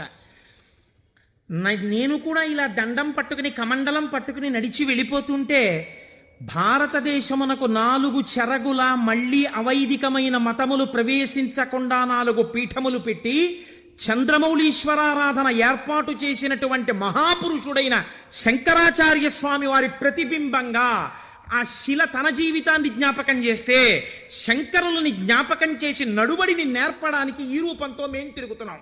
మా నడువడి ఎంత జాగ్రత్తగా ఉండాలో చూడండి అని పరమాచార్య ఆ స్తూపాన్ని చూసి చెప్పుకున్నారు. ఎంత భక్తో చూడండి నిజంగా వారిది. వారు ఒకనాడు శ్రీశైలం వెళ్ళారు. వెళ్ళినప్పుడు హటకేశ్వరంలో శంకరాచార్య స్వామి వారు తపస్సు చేసినటువంటి ప్రదేశం ఉంది. వారు ఆ హటకేశ్వరం దగ్గరికి వెడుతూ ఆ తపస్సు చేసిన ప్రదేశం దగ్గరికి ఒక సంస్కృత పండితుడిని పిలిచి వారు సంస్కృతంలోనే మాట్లాడుతూ ఉండేవారు. ఆయన అన్నారు, చాలా కాలం మఠాన్ని నిర్వహించాను. 13 సంవత్సరాల ప్రాయంలో సన్యసించారు మహానుభావుడు. చాలా కాలం మఠాన్ని నిర్వహించాను. ఉత్తర పీఠాధిపతిని నిర్ణయించాను. జయేంద్ర సరస్వతి స్వామి వారిని ఉత్తర పీఠాధిపతిని చేశాను. ఆయనకి కావలసినటువంటి పరిణితి ఏర్పాటు చేశాను. నాతో పాటు ఎన్నో ప్రదేశాలకి తీసుకెళ్లాను. మఠ నిర్వహణ యందు ఆయనకి కావలసినటువంటి శక్తియుక్తులను గరపాను. ఇంకా ఎంతకాలం ఆ మఠ నిర్వహణ చేస్తూ ఉండను? శంకర భగవత్పాదాచార్య స్వామి ఏ హటకేశ్వరంలో తపస్సు చేశారో నేను ఇంకిక్కడ ఉండిపోయి ఈ హటకేశ్వరంలోనే తపస్సు చేస్తూ ఉండిపోతాను. చాలు, జయేంద్ర సరస్వతి చూస్తారు మిగిలినటువంటి మఠ వ్యవహారాలన్నీ అన్నారు. పరమాచార్య నోటి వెంట ఒకసారి ఒక మాట వస్తే వెనక్కి తిప్పడం అంత తేలిక? ఆనాడు వారు హటకేశ్వరంలో ఉండిపోకుండా ఎంత మందో వెళ్ళి బతిమాలితే వారు మన ఆంధ్రదేశానికి వచ్చి పర్యటన చేశారు. ఆ సమయంలో చూడండి, ఎంత మఠాధిపత్యం ఉన్నా, శంకరాచార్య స్వామి వారి పరంపరాగతమైనటువంటి పీఠానికి ఆధిపత్యంలో ఉన్నా ఇలా అడుగేస్తే జగద్గురు చంద్రశేఖర పరమాచార్య స్వామి వస్తున్నారని రోడ్లకి ఇరుపక్కల కొన్ని వేల మంది నిలబడి నమస్కారాలు చేసి నీరాజనాలు ఇచ్చినా వారికి దానికన్నా హటకేశ్వరంలో కూర్చుని శ్రీశైల మల్లికార్జునుడి గురించి తపస్సు చేసుకోవడం, జపం చేసుకోవడం ఇష్టంగా అనిపించింది. అంటే ఎన్ని ఉన్నా మనస్సు ఏది కోరింది? ఆ శివుణ్ణి కోరింది, గురువులైన శంకరాచార్యుల వారిని కోరింది. అలా కోరింది కాబట్టే ఈనాటికి వారు నడిచే దేవుడయ్యారు. అందుకే ఈ శివమహాపురాణం చిట్ట చివర్లో బహుశः ఆంధ్రదేశంలోనే కని విని ఎరుగని రీతిలో పార్వతీ కళ్యాణం మనం చెయ్యబోతున్నాం కాకినాడ పట్టణంలో. కాకినాడ పట్టణం సువర్ణాక్షరాలతో లిఖింపబడిందండి. మనం అందరం కలిసి ఇక్కడి నుంచి కొన్ని వేల కార్డులు పోస్ట్ చేశాం తరిగొండ వెంగమాంబ గారి గురించి. అది తిరుమల తిరుపతి దేవస్థానంలో నిస్సందేహంగా కదలిక తీసుకొచ్చింది. కె విశ్వనాథ్ గారిని పిలిచి సదస్సు నిర్వహించి నాకు పేపర్ కటింగ్స్ వచ్చాయి తిరుపతి నుంచి. తరిగొండ వెంగమాంబ గారి బృందావనాన్ని సందర్శనీయ స్థలంగా తిరుమల తిరుపతి దేవస్థానం మార్చబోతుంది. మనం చేసినటువంటి ఒక మంచి పనికి వేసిన విత్తనం మనకి పేపర్లు అక్కర్లేదు, మన పేర్లు వెయ్యక్కర్లేదు. ఆచార్య స్వామి అన్నారు, నువ్వనుకున్నట్టు అక్కడ కృష్ణాలయం రాదు, మహాగణపతి దేవాలయం రాబోతోంది, మహాగణపతి దేవాలయం వస్తుందన్నారు. ఏ గుడి వచ్చింది? మహాగణపతి దేవాలయం వచ్చింది. ఆయన శివుడైపోయారు. ఆయన నోటి వెంట వచ్చిన మాట నిజమైపోయేదంతే. ఆయన నిజం చెప్పడం కాదు, ఆయన చెప్పింది నిజమవుతుంది. ఈ స్థితిని పొందడం, శివుడే ఆయన యందున్నాడు, తాను శివుడై ఉన్నాడు, ఎన్ని మెట్లెక్కుతున్నాడో చూడండి. ఇది తురీయావస్థ, 4వ అవస్థకి వెళ్ళిపోతారు. అందుకే పీఠాధిపతులు కనబడితే 4 నమస్కారాలు, తల్లిదండ్రులు కనబడితే 1 నమస్కారం, ఈశ్వరాలయంలో 3 నమస్కారాలు శాస్త్రం విధించింది. అది ఎందుకు చేయాలి, ఏ కారణమేమి, రేపటి రోజు నేను దాన్ని అనుసంధానం చేసే ప్రయత్నం చేస్తాను. అది కూడా శివ సంబంధమైన విషయమే అంతర్గతంగా వస్తుంది మీకు. కాబట్టి చూడండి, అందుచేత చేతే సజ్జన మనస్వితివా, సాధువుల యొక్క మనస్సులు తన యొక్క స్థానముగా చేరి ఉన్నవాడెవరో ఆయనకి శివ అని పేరు. అంటే అంత సులభుడై ఉన్నవాడు. శివం కళ్యాణం తద్యోగాద్వా. శివ అన్న శబ్దానికి అర్థమేమి? శుభము, భద్రము, శోభనము, మంగళము, కళ్యాణము, శ్రేయస్సు, వీటిని శివ అని పిలుస్తారు. ఇవన్నీ పర్యాయ పదాలు, కొద్ది కొద్ది తేడాలతో. మీ ఇంటికి ఒక మంగళం జరగాలనుకోండి, అంటే ఉదాహరణకి పుట్టిన వాళ్ళు పుట్టినట్టే ఉండిపోవాలని మనం కోరుకోం కదా. నాకో 2 బిడ్డలు ఉంటే వాళ్ళు పెరిగి పెద్దవాళ్ళు అయిన తర్వాత నాకో కోడలు అల్లుడు రావాలని ఉంటుంది. అలా కలయనాయనారు రోజు ఇంత గుగ్గిలం పట్టుకొచ్చి ఆ గుగ్గిలం వెలిగించి గుగ్గిలం ధూపం వేసేవాడు. ఆ ధూపం అంతా పూజ గదంతా నిండిపోతే అందులో కూర్చుని మార్కండేయుడు ఇలాగే వాసన పీల్చి ఉండి ఉంటాడు. ఆనాడు అర్జునుడు గబగబా వెళ్ళి తన గాంధీవం ఎత్తి కొడుతున్నప్పుడు శివుడి దగ్గరికి వెళ్ళినప్పుడు వాసనలు ఇలాగే వచ్చి ఉంటాయి అని ఆ వాసనలు పీలుస్తూ కళ్ళు మూసేసుకుని ఇవే శంకరుడి శరీరంలోంచి వస్తున్న వాసనలు, ఇక్కడే శివుడున్నాడని రోమాంచితం అయిపోయి పరవశించిపోతూ సమాధి స్థితిలోకి వెళ్ళిపోయి అలా ఉండిపోతుండేవాడు ఆయన. మీరు చూడండి, భగవంతుణ్ణి పట్టుకోవాలనుకున్నవాడు ఏమంటే మాకు పూజ కుదరట్లేదండి, మాకు ఈ స్తోత్రం రావట్లేదండి అంటాం మనం. మన బతుకంతా ఎక్కడ ఆగిపోతుందంటే దీపంలో 2 ఒత్తులు వేయాలా, 1 ఒత్తి వేయాలా. నిజంగా తరించిపోయిన వాళ్ళు తరించిపోవడానికి ఎన్ని మార్గాలు వెతుక్కున్నారో చూడండి. ఆయన సువాసనలు పీలుస్తూ రమించిపోయాడు. శంకరుడు చూశాడు, వీడు రోజు గుగ్గిలం పట్టుకొచ్చి వేసి ఇన్ని రకాల దర్శనాలు చేసేస్తున్నాడు రా, గుగ్గిలం పొగ అడ్డం పెట్టుకుని. ఎంత చిత్రం రా ఇది, గుగ్గిలం పొగకి వీడు సమాధిలోకి వెళ్ళిపోతున్నాడు. అసలు ఈ గుగ్గిలం కొనలేని స్థితి తెస్తే ఏం చేస్తాడో చూద్దాం అనుకున్నాడు. ఐశ్వర్యం అంతా క్షీణింపచేశాడు. ఆయనకి మనస్సు శివుడి మించి పోలేదు. ఎలాగో అలా నానా కష్టాలు పడి ఇంత గుగ్గిలం తెచ్చి శంకరుడికి వేసి ఆ వాసన పీల్చేటప్పటికి సమాధిలోకి వెళ్ళిపోయాడు. ఇంక ఏముంది, మనస్సు అలవాటు పడిపోయింది, ఇంత పొగొచ్చేటప్పటికి అంతే సమాధిలోకి వెళ్ళిపోతాడు. ఎంత తేలికన్నది. అగరత్తు వెలిగించకుండా ఉంటాం కదా, అగరత్తు వెలిగిస్తే గుగ్గిలం అయినా సమాధిలోకి వెళ్ళిపోతాడు అంతే. ఈ స్థితి చూసి శంకరుడు భార్యా బిడ్డలు తినడానికి కూడా అన్నం మెతుకు లేకుండా చేశాడు. చూద్దాం ఏం చేస్తాడు. భార్యా బిడ్డలు పస్తులున్నారు. అన్నమో రామచంద్ర అని ఆ భార్య మహాపతివ్రత. ఆవిడ తన మెడలో ఉన్నటువంటి మంగళసూత్రాన్ని తీసి నాయనారికి ఇచ్చి, అయ్యా మీరిది పట్టుకెళ్ళి వెలకట్టి అమ్మించి డబ్బు పట్టుకుని రండి, దాంతో మనం కొన్నాళ్ళు భోజనం చేద్దామని. తప్పకుండా తీసుకొస్తానని ఆ మంగళసూత్రాలు చేతిలో పట్టుకుని శివ శివ శివ శివ అని సంతోషపడిపోతూ వెళ్ళిపోతున్నాడు. శంకరుడు ఒక పెద్ద బండిలో గుగ్గిలం బస్తాలు వేసుకుని ఎదురొచ్చాడు. మళ్ళీ మళ్ళీ దొరకవుట గుగ్గిలం, అందుకని చెప్పి బస్తాలు కొనుక్కెడుతున్నాను, ఎవరైనా కావాలంటే కొనుక్కోండి అని అరిచాడు.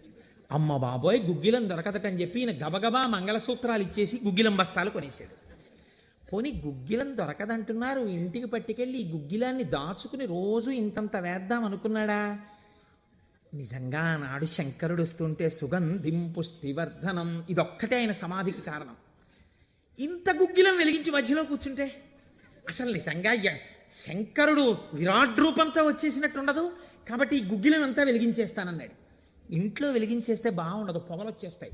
ఓ గుళ్ళోకి పట్టుకెళ్ళి వెలిగించేస్తే బాగుంటుందని ఈ గుగ్గిలం అంతా వేసుకుని ఓ గుడికి పట్టుకెళ్ళి ఈ గుగ్గిలం అంతా వెలిగించేసి దాని మధ్యలో కూర్చొని సమాధిని పొందేసి కడుపులో ప్రేగులు నకనకలాడిపోతున్నాయి. తెలియదు, ఆకలి తెలియదు, శరీరం నీరస పడిపోయింది, శరీరం అంతా నొప్పులు పెట్టేస్తోంది, తెలియదు. ఇంట్లో భార్య బిడ్డలు శోషించి పడిపోయే స్థితి వచ్చింది, తెలియదు. ఆ పొగ మధ్యలో సమాధి స్థితిని పొందాడు. ఇప్పుడు నా భాషలో చెప్పాలంటే భగవంతుడు ఓడిపోయాడు. పరీక్ష పెట్టగలడా ఇహ? ఏం పరీక్ష పెడతాడు? కాబట్టి చూడలేకపోయాడు ఆయన. అమ్మ బాబోయ్, ఇదెక్కడ భక్తి రాని గబగబా కుబేరుణ్ణి పిలిచాడు. కుబేరా, ఇలా నా పక్కన ఎన్నాళ్ళు నించుంటావు, నాకేం అవసరం లేదు. అడిగో మహానుభావుడు చూసావా, గుగ్గిలం పొగ మధ్యలో కూర్చున్నాడు, పెళ్ళం మంగళసూత్రాలు అమ్మేసి.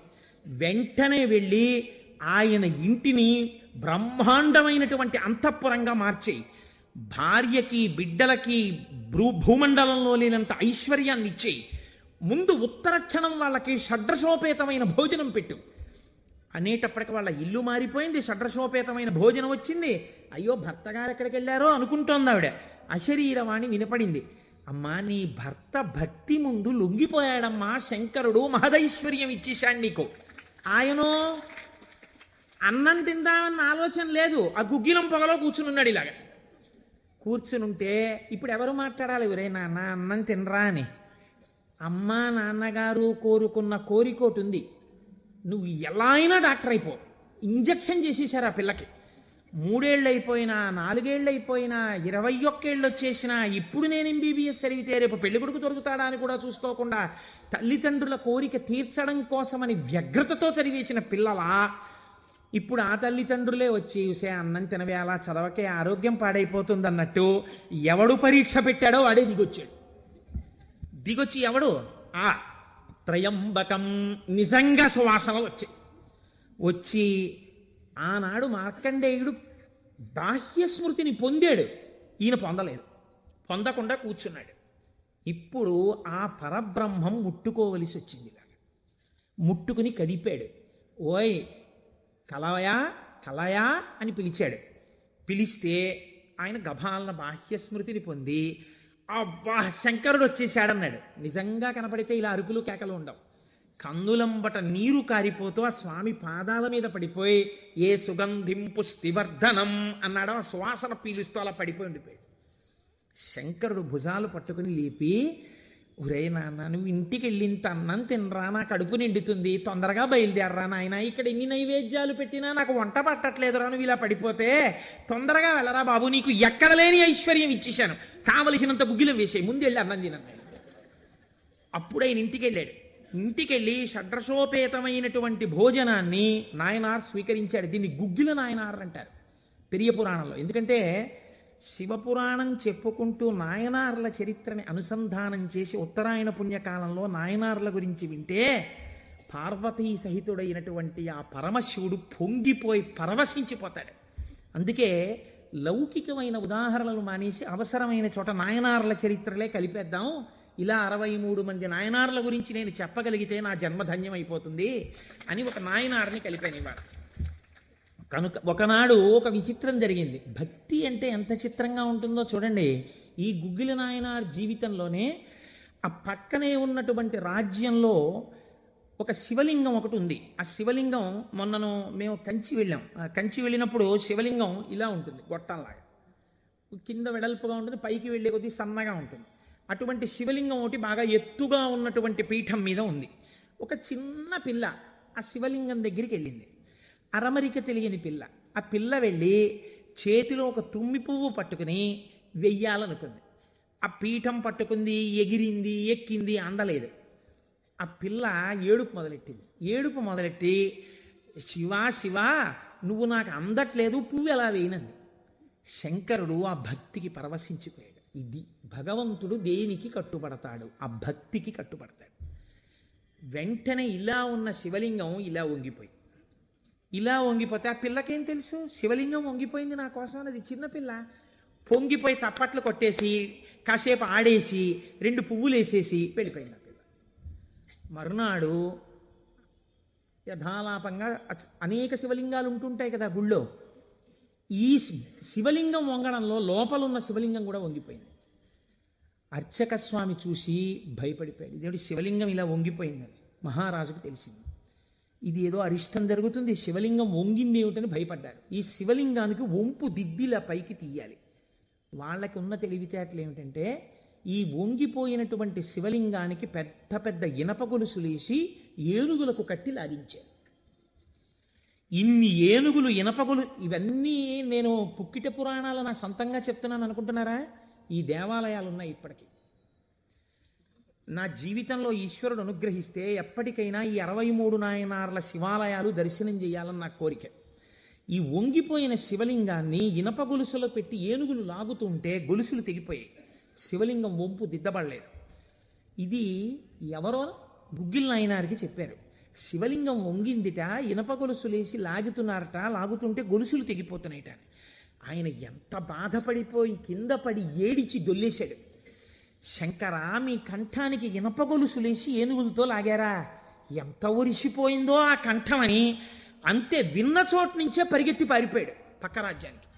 పారిపోయి గుళ్ళోకి వెళ్ళి అన్నం లేదు, నీళ్లు లేవు, ఒగరుస్తూ ఒంటి నిండా చెమటలు పట్టుకుని, ఈశ్వర మీకు జరిగినటువంటి అపరాధం నా శరీరమునకు పొందేటటువంటి ఖేదంతో పోవాలని మీ వంపు దిద్దడం కాదు, మీ వంపు దిద్దడానికి మీకు ఇనప గొలుసు లేచి లాగినప్పుడు మీ కంఠం నొక్కుకుని ఉంటుంది, ఆ శిక్ష నేను అనుభవిస్తానని ఒక గొలుసు తన మెడలో ఉన్నటువంటి గొలుసుని శివలింగపు వంపుకేసి గట్టిగా లాగాడు, తన కంఠం ఒరిసిపోయి తెగాలని. తన కంఠం తెగలేదు, శివలింగం వంపు ఇలా పైకి లేచిపోయింది. ఆ వంపు దిద్దినటువంటి వాడు గుగ్గిల నాయక. ఇప్పుడు మీరు నాకు చెప్పండి, బ్రతికున్న నాళ్ళు గుగ్గిల నాయనారు ఏం చేశాడు డబ్బు సంపాదించడానికంటే ఎవ్వరికీ తెలియదు. ఇంట్లో పర్సులోంచి 10 రూపాయలు తీస్తే 1000 రూపాయలు మళ్ళీ ఇంకో రూపంలో వచ్చేస్తుండేవి. అంత చిత్రంగా ఆయన మహదైశ్వర్య సంపన్నుడై, అందుకే అంటారు శాస్త్రంలో, ఐశ్వర్యము కావాలన్నవాడు శివారాధన చెయ్యాలి. శివారాధన అపారమైన ఐశ్వర్య హేతువు. అందున దక్షారామం లాంటిదైతే గొప్ప భోగస్థానం కూడా. అంత ఐశ్వర్యంతో జీవిస్తూ శివభక్తిని విడిచిపెట్టలేదు. శివభక్తితో ఐశ్వర్యంలో ఉన్నాడు. అంత్యమునందు తేలికగా శరీరం విడివడి హాయిగా పరమశివుని యొక్క పాదములలో కలిసిపోయాడు. ఇప్పుడు మీరు చెప్పండి, అమరకోశంలో మహానుభావుడు అమరసింహుడు శివశబ్దానికి సజ్జనుల యొక్క మనస్సు రమించేటటువంటి స్వరూపము కలిగిన వాడు అని శివశబ్దానికి అర్థం చెప్పడంలో ఎంత గంభీరమైన అర్థం ఉందో మీరు చూడండి. శివశబ్దము సజ్జనుల యొక్క మనసు రమించు స్థానము. ఎలా రమిస్తుంది, దేనివల్ల? దానికి ఈ కారణం ఆ కారణం అని చెప్పడం కుదరదు. మీకు మనస్సుంటే, భక్తి ఉంటే ఒక్క కారణం చాలు. ఏదో ఒక కారణంతో శివుని యందు మనసు రమిస్తే వాడికి సమస్తమైనటువంటి ఐశ్వర్యము కలుగుతుంది. ఇహము నుండి పరము వరకు, మోక్షము వరకు పొందగలడు. కాబట్టి అటువంటి స్థితిని ఇయ్యగలిగినది. 3వ నిర్వచనంలో అంటారు, చేతే సజ్జన మనస్వితివా. సాధువుల యొక్క మనస్సు యందు తానుండువాడు. ఇప్పటి వరకు సాధువులు తమ మనస్సు శివుని యందు పెట్టారు. ఇప్పుడే స్థితి కెడతట. ఇదే భృంగీచ్ఛా నటనోత్కట కరిమదగ్రాహీ స్ఫురన్మాధవ హ్లాదో నాదయుతో మహాసితవపు పంచేషు బాణాధృత సత్పక్ష సుమనోవనేషు నపునః సాక్షాన్మదీయే మనోరాజీవే భ్రమరాధిపో విహరతాం శ్రీశైలవాసీ విభుహో అని పిలుస్తారు శంకరాచార్యులు వారి శివానందలహరిలో. లోపల ఉండేటటువంటి హృదయ పద్మము పరిశుద్ధముగా భక్తి అన్న తేనెతో నిండి ఉంటే 2 గండు తుమ్మెదలు వస్తాయి. పార్వతీ పరమేశ్వరులనే గండు తుమ్మెదలు వచ్చి విహరిస్తుంటాయి అక్కడ తేనె కోసం.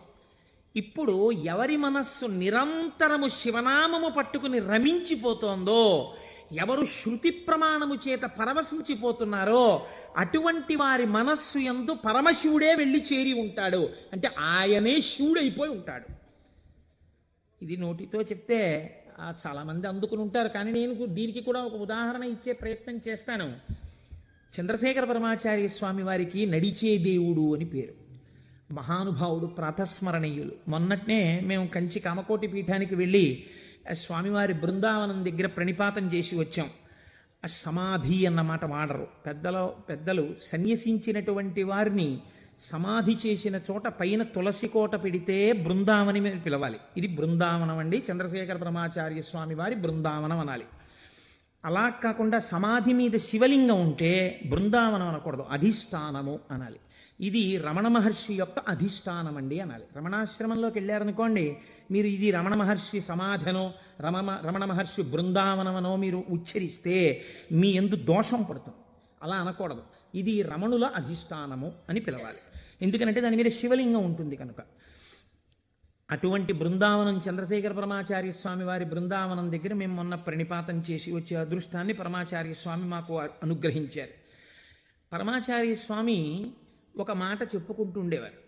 ఆయన అనేవారు, నాకు ఎప్పుడైనా చీకట్లో వెడుతున్నప్పుడు ఒక విగ్రహాన్ని చూస్తే నా బాధ్యత నాకు గుర్తొస్తుందనేవారు. ఇదండి రమించడం అంటే, ఇది శివుడు అంటే. మామూలుగా మాట్లాడడం, ఇలా ఉపన్యాసాలు చెప్పడం గొప్ప కాదు. రమించిన హృదయంలోంచి అటువంటి మాట రావడం ఆ వ్యక్తి యొక్క స్థితిని చూపిస్తుంది. పరమాచార్య నడిచి వెళ్ళిపోతుండేవారు. తెల్లవారుజామున 3 గంటలకి వారు నడిచి వెళ్ళిపోతున్నారు. ఒకసారి నడిచి వెళ్ళిపోతుంటే ఒక ఊరి మధ్యలో ఒక కోటు వేసుకున్నటువంటి ఒక వ్యక్తి, వాడెవరో ఒక రాజకీయ నాయకుడు, ఆయన యొక్క శిలా ప్రతిమ ఒకటి ఉంది. పరమాచార్య నిలబడి ఒక నవ్వు నవ్వారు. పరమాచార్య నవ్వారంటే దానిలో ఏదో అర్థం ఉంటుంది. ఆయనతో ఆనాడు అంతేవాసులై దగ్గరగా నడిచినటువంటి శిష్యులు ఉన్నారే వారు అదృష్టవంతులు. కనుక వారు దగ్గరగా వెళ్ళి నిలబడ్డారు. ఎందుకు నవ్వారు అని అడగరు కదా. వారు నవ్వి అన్నారు, దీన్ని చూస్తే నాకేం జ్ఞాపకం వస్తుందో తెలుసా, నా బాధ్యత జ్ఞాపకానికి వస్తోంది అన్నారు. అదేమిటండి, ఆ విగ్రహానికి మీకు సంబంధం ఏమిటి అనుకున్నారు విన్నవాళ్ళు. ఆయన అన్నారు, ఈ విగ్రహంలో ఉన్న వ్యక్తి తెల్లవారుజామున 3 గంటలకి ఇలాగే కోటు వేసుకుని నిలబడి ఉండేవాడా అని అడిగారు. అప్పుడు 3 కదా అయింది టైము. తెల్లవారుజామున 3 గంటలకి ఆ విగ్రహంలో ఉన్న వ్యక్తి ఎవరు ఉన్నాడో ఆయన అలా కోటు వేసుకుని నిలబడ్డ కదా. లేకపోతే బహుశः ఇప్పుడు మనం 3ంటికి చూసాం, ఈయన రాత్రి 1 గంటకు కూడా ఇలాగే కోటు వేసుకుని ఉండుంటాడు. అంటే రాత్రి 1 గంటకు కూడా ఈయన బతికున్న రోజుల్లో కోటు వేసుకుని ఉన్నాడా? లేడు. కానీ కోటేసుకున్నటువంటి వ్యక్తిని అందరూ చూశారు బయట. ఆయన బయటికి వచ్చినప్పుడు ఎక్కువగా కోటుతో బయటికి వచ్చేవాడు. కాబట్టి ఇప్పుడు ఆయన్ని చూడగానే రాత్రి చూసినా, పగలు చూసినా, ఉదయం చూసినా, సంధ్యవేళ చూసినా ఆయన జీవితంలో సాధించిన విషయాలు జ్ఞాపకానికి వచ్చి అందుకు ఆయనకి ఇటువంటి శిలాస్తూపం పెట్టారు అని జ్ఞాపకానికి వస్తుంది. నేనెవరో తెలుసా? పరమాచార్య చెప్పిన మాట. నేను కూడా ఇలా దండం పట్టుకుని కమండలం పట్టుకుని నడిచి వెళ్ళిపోతుంటే భారతదేశమునకు 4 చెరగుల మళ్ళీ అవైదికమైన మతములు ప్రవేశించకుండా 4 పీఠములు పెట్టి చంద్రమౌళీశ్వరారాధన ఏర్పాటు చేసినటువంటి మహాపురుషుడైన శంకరాచార్య స్వామి వారి ప్రతిబింబంగా ఆ శిల తన జీవితాన్ని జ్ఞాపకం చేస్తే శంకరులని జ్ఞాపకం చేసి నడువడిని నేర్పడానికి ఈ రూపంతో మేం తిరుగుతున్నాం. మా నడువడి ఎంత జాగ్రత్తగా ఉండాలో చూడండి అని పరమాచార్య ఆ స్తూపాన్ని చూసి చెప్పుకున్నారు. ఎంత భక్తో చూడండి నిజంగా వారిది. వారు ఒకనాడు శ్రీశైలం వెళ్ళారు. వెళ్ళినప్పుడు హటకేశ్వరంలో శంకరాచార్య స్వామి వారు తపస్సు చేసినటువంటి ప్రదేశం ఉంది. వారు ఆ హటకేశ్వరం దగ్గరికి వెడుతూ ఆ తపస్సు చేసిన ప్రదేశం దగ్గరికి ఒక సంస్కృత పండితుడిని పిలిచి వారు సంస్కృతంలోనే మాట్లాడుతుండేవారు. ఆయన అన్నారు, చాలా కాలం మఠాన్ని నిర్వహించాను. 13 సంవత్సరాల ప్రాయంలో సన్యసించారు మహానుభావుడు. చాలా కాలం మఠాన్ని నిర్వహించాను. ఉత్తర పీఠాధిపతిని నిర్ణయించాను. జయేంద్ర సరస్వతి స్వామి వారిని ఉత్తర పీఠాధిపతిని చేశాను. ఆయనకి కావలసినటువంటి పరిణితి ఏర్పాటు చేశాను. నాతో పాటు ఎన్నో ప్రదేశాలకి తీసుకెళ్లాను. మఠ నిర్వహణ యందు ఆయనకి కావలసినటువంటి శక్తియుక్తులను గరపాను. ఇంకా ఎంతకాలం ఆ మఠ నిర్వహణ చేస్తూ ఉండను? శంకర భగవత్పాదాచార్య స్వామి ఏ హటకేశ్వరంలో తపస్సు చేశారో నేను ఇంకిక్కడ ఉండిపోయి ఈ హటకేశ్వరంలోనే తపస్సు చేస్తూ ఉండిపోతాను. చాలు, జయేంద్ర సరస్వతి చూస్తారు మిగిలినటువంటి మఠ వ్యవహారాలన్నీ అన్నారు. పరమాచార్య నోటి వెంట ఒకసారి ఒక మాట వస్తే వెనక్కి తిప్పడం అంత తేలిక. ఆనాడు వారు హటకేశ్వరంలో ఉండిపోకుండా ఎంత మందో వెళ్ళి బతిమాలితే వారు మన ఆంధ్రదేశానికి వచ్చి పర్యటన చేశారు. ఆ సమయంలో చూడండి, ఎంత మఠాధిపత్యం ఉన్నా, శంకరాచార్య స్వామి వారి పరంపరాగతమైనటువంటి పీఠానికి ఆధిపత్యంలో ఉన్నా ఇలా అడుగు తీసి అడుగేస్తే జగద్గురు చంద్రశేఖర పరమాచార్య స్వామి వస్తున్నారని రోడ్లకి ఇరుపక్కల కొన్ని వేల మంది నిలబడి నమస్కారాలు చేసి నీరాజనాలు ఇచ్చినా వారికి దానికన్నా హటకేశ్వరంలో కూర్చుని శ్రీశైల మల్లికార్జునుడి గురించి తపస్సు చేసుకోవడం, జపం చేసుకోవడం ఇష్టంగా అనిపించింది. అంటే ఎన్ని ఉన్నా మనస్సు ఏది కోరింది? ఆ శివుణ్ణి కోరింది, గురువులైన శంకరాచార్యుల వారిని కోరింది. అలా కోరింది కాబట్టే ఈనాటికి వారు నడిచే దేవుడయ్యారు. అందుకే ఈ శివమహాపురాణం చిట్ట చివరిలో బహుశः ఆంధ్రదేశంలోనే కని విని ఎరుగని రీతిలో పార్వతీ కళ్యాణం మనం చెయ్యబోతున్నాం కాకినాడ పట్టణంలో. కాకినాడ పట్టణం సువర్ణాక్షరాలతో లిఖింపబడిందండి. మనం అందరం కలిసి ఇక్కడి నుంచి కొన్ని వేల కార్డులు పోస్ట్ చేశాం తరిగొండ వెంగమాంబ గారి గురించి. అది తిరుమల తిరుపతి దేవస్థానంలో నిస్సందేహంగా కదలిక తీసుకొచ్చింది. కె విశ్వనాథ్ గారిని పిలిచి సదస్సు నిర్వహించి నాకు పేపర్ కటింగ్స్ వచ్చాయి తిరుపతి నుంచి. తరిగొండ వెంగమాంబ గారి బృందావనాన్ని సందర్శనీయ స్థలంగా తిరుమల తిరుపతి దేవస్థానం మార్చబోతోంది. మనం చేసినటువంటి ఒక మంచి పనికి వేసిన విత్తనం మనకి పేపర్లు అక్కర్లేదు, మన పేర్లు వెయ్యక్కర్లేదో, ఎవడి నామస్మరణ వలన కేవలము శుభమే జరుగుతుందో వాడిని శివ అని పిలిచారు. మీకు నేను ఒక దేవాలయ ప్రాంగణంలో శివమహాపురాణ ప్రవచన సందర్భంలో మీకు ఒక విషయం విజ్ఞాపన చేస్తున్నాను. ఇది పరమసత్యం, అబద్ధాలు చెప్పుకోవలసిన దౌర్భాగ్యం నాకు లేదు. బహుశः మా దొరగారికి ఒక్కరికి తెలిసేమో, ఆయన నాకు పేరు జ్ఞాపకంలో లేదు. ఈ ఊళ్ళోనే ఒక వ్యక్తి ఉండేవారు. ఆయన ఒకసారి నా దగ్గరికి వచ్చి, అంటే నా ఉద్దేశం ఇలాంటి బాధల్లో ఉన్న వాళ్ళందరినీ మా ఇంటికి వచ్చేసి నన్ను అడగమని కాదు. ఆయన ఒకసారి మా ఇంటికి వచ్చి ఒక్కసారి మీకు నమస్కారం చేసి వెళ్ళిపోతానని చాలా వ్యగ్రతతో అన్నాడు. అంటే నేను ఆఫీస్కి వెళ్ళిపోతున్నానండి, టైం అయిపోతుంది, ఇప్పుడు నమస్కారం పెట్టి మాట్లాడడం ఎందుకు? అక్కర్లేదు, నేనేం మాట్లాడను, ఒకసారి నమస్కారం చేసి వెళ్ళిపోతానండి. సరే చెయ్యండి, కానీ అది మీరు నమస్కారం చేస్తానన్నట్టు లేదు, ఒక్కసారి మిమ్మల్ని కొడతానన్నట్టుంది. ఎందుకంత భావన వ్యగ్రత అన్న అంటే ఇవాళే నా జీవితానికి చిట్ట చివరి రోజు, నేను ఆత్మహత్య చేసుకోబోతున్నాను. నా మనస్సులో ఎప్పుడైనా శాంతి కలిగితే మీ ఉపన్యాసాల్లోనే కలిగేది. అందుకని మీకు ఒక్కసారి నమస్కారం చేసి ఆత్మహత్య చేసుకుందామని వచ్చాను. మీకు ఒక్కరికే చెప్తున్నాను, మీరు ఎవరికీ చెప్పకండి, సాయంకాలానికి నేను ఉండను. నేను హడిలిపోయింది, ఇది నాకు చెప్పాడు బాబని. అది నేను తర్వాత పెడతాను ఆఫీస్కి, అవసరమైతే హాఫ్ డే సీఎల్ పెడతాను, కూర్చోండి అని కూర్చోబెట్టాను. అంటే బాబోయ్ ఇలా మా ఇంటికి వచ్చేయమని ఆలోచమండి. కాబట్టి కూర్చుంటే ఏమి మీకు ఎందుకు కలిగింది ఈ బాధ? ఆయన ఏదో పాపం చాలా చెప్పుకొచ్చాడు ఏడుస్తూ. నేనన్నా సరే ఒక పని చేయండి, ఆఖరి ప్రయత్నం ఒకటి చేయండి. మీరు దీక్షగా 42 రోజులు శివాలయానికి ఎవ్వరికీ చెప్పద్దు. ప్రదోష వేళలో వెళ్ళి శివ ప్రదక్షిణం చేసి మీరు ఏమీ చెప్పకండి. మీరు చెప్పగలిగినంతసేపు శివాలయం అరుగు మీద కూర్చుని శివ శివ శివ శివ శివ శివ ఇదొకటే. ఒక 42 రోజులు ఈ దరిద్రాన్ని, మీ కష్టాలని అనుభవించి చూడండి అన్నాడు. మీరు నమ్ముతారా? ఆ వ్యక్తి నా దగ్గరికి వచ్చి నా జీవితంలో ఆశించని రీతిలో నా జీవితానికి ఒక కొత్త మలుపు తిరిగిందండి, నేను వరంగల్ వెళ్ళిపోతున్నాను, నేను సెటిల్ అయిపోతున్నానని చెప్పాడు. ఆ వ్యక్తే నాకు ఈ మధ్యనే మళ్ళీ ఫోన్ చేసి, కోటేశ్వరారు ఇప్పుడు నేను ఎంత ఆనందంగా ఉన్నాను అనండి, ఒక్కసారి మీరు ఏమైనా వరంగల్ వస్తారేమిటండి ఉపన్యాసాలకి, మీ దర్శనానికి వద్దాం అనుకుంటున్నాను, నేను కూడా కాకినాడ అన్నాడు. అయ్యా మీరు ఎప్పుడైనా కాకినాడ ఇప్పుడు అక్కర్లేదు, ఇప్పుడో తర్వాత వద్దురు కానీ, నేను వరంగల్ ఇప్పుడు మాత్రం రావట్లేదు, నేను వరంగల్ వస్తే చెప్తాను, అప్పుడు మీరు నా దగ్గరికి వద్దురు కానీ తప్పకుండా దర్శనానికి అన్నాడు. కళ్యాణి అందులో అంటారే, ఏతి జీవంతిమానందో నరం వర్ష శతాదపి అంటుంది సుందరకాండ. 100 ఏళ్ళు బతికిన వాడు శుభాన్ని చూస్తాడు. అందుకే తొందరపడి ఏదో సమస్య ఉందని ఆత్మహత్యలు చేసేసుకుంటాం ఇలాంటి మాటలు అనకూడదు. కాబట్టి చూడండి, శివుడు ఉద్ధరించగలడు అనడానికి ప్రత్యక్ష ప్రమాణం మనకే ఉంది కదా. శివం అంటే మంగళం, శోభనం, శ్రేయస్సు, కళ్యాణం. ఏ శుభము నీకు కావాలన్నా శివానుగ్రహముగానే వస్తుంది. శివానుగ్రహము కలిగితే నీ ఇంట సర్వమంగళములు జరుగుతాయి. అందుకే శంకర భగవత్పాదాచార్య స్వామి శివానంద లహరిలో ఒక మాట అంటారు, అసలు శివ నిన్ను చూసి ఏదేదో అనుకుంటుంటారు, అసలు నీ స్వరూపం ఒక్కసారి ఆలోచించు. కరస్తే హేమాద్రౌ గిరిశ నికటస్తే ధనపతౌ గృహస్థే స్వర్భూజామరసురభి చింతామణిగణే శిరస్థే సీతాంశౌ చరణయుగళస్తే అఖిల శుభౌ కమర్థం దాస్యేహం భవతు భవదర్థం మమ మనః అంటారు.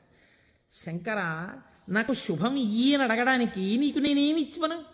కరస్తే హేమాద్రౌ, ఒక చేతిలో నువ్వు మేరు పర్వతం బంగారు కొండ పట్టుకున్నావు, బంగారు కొండే నీకుంది, ఇంకేమివ్వను?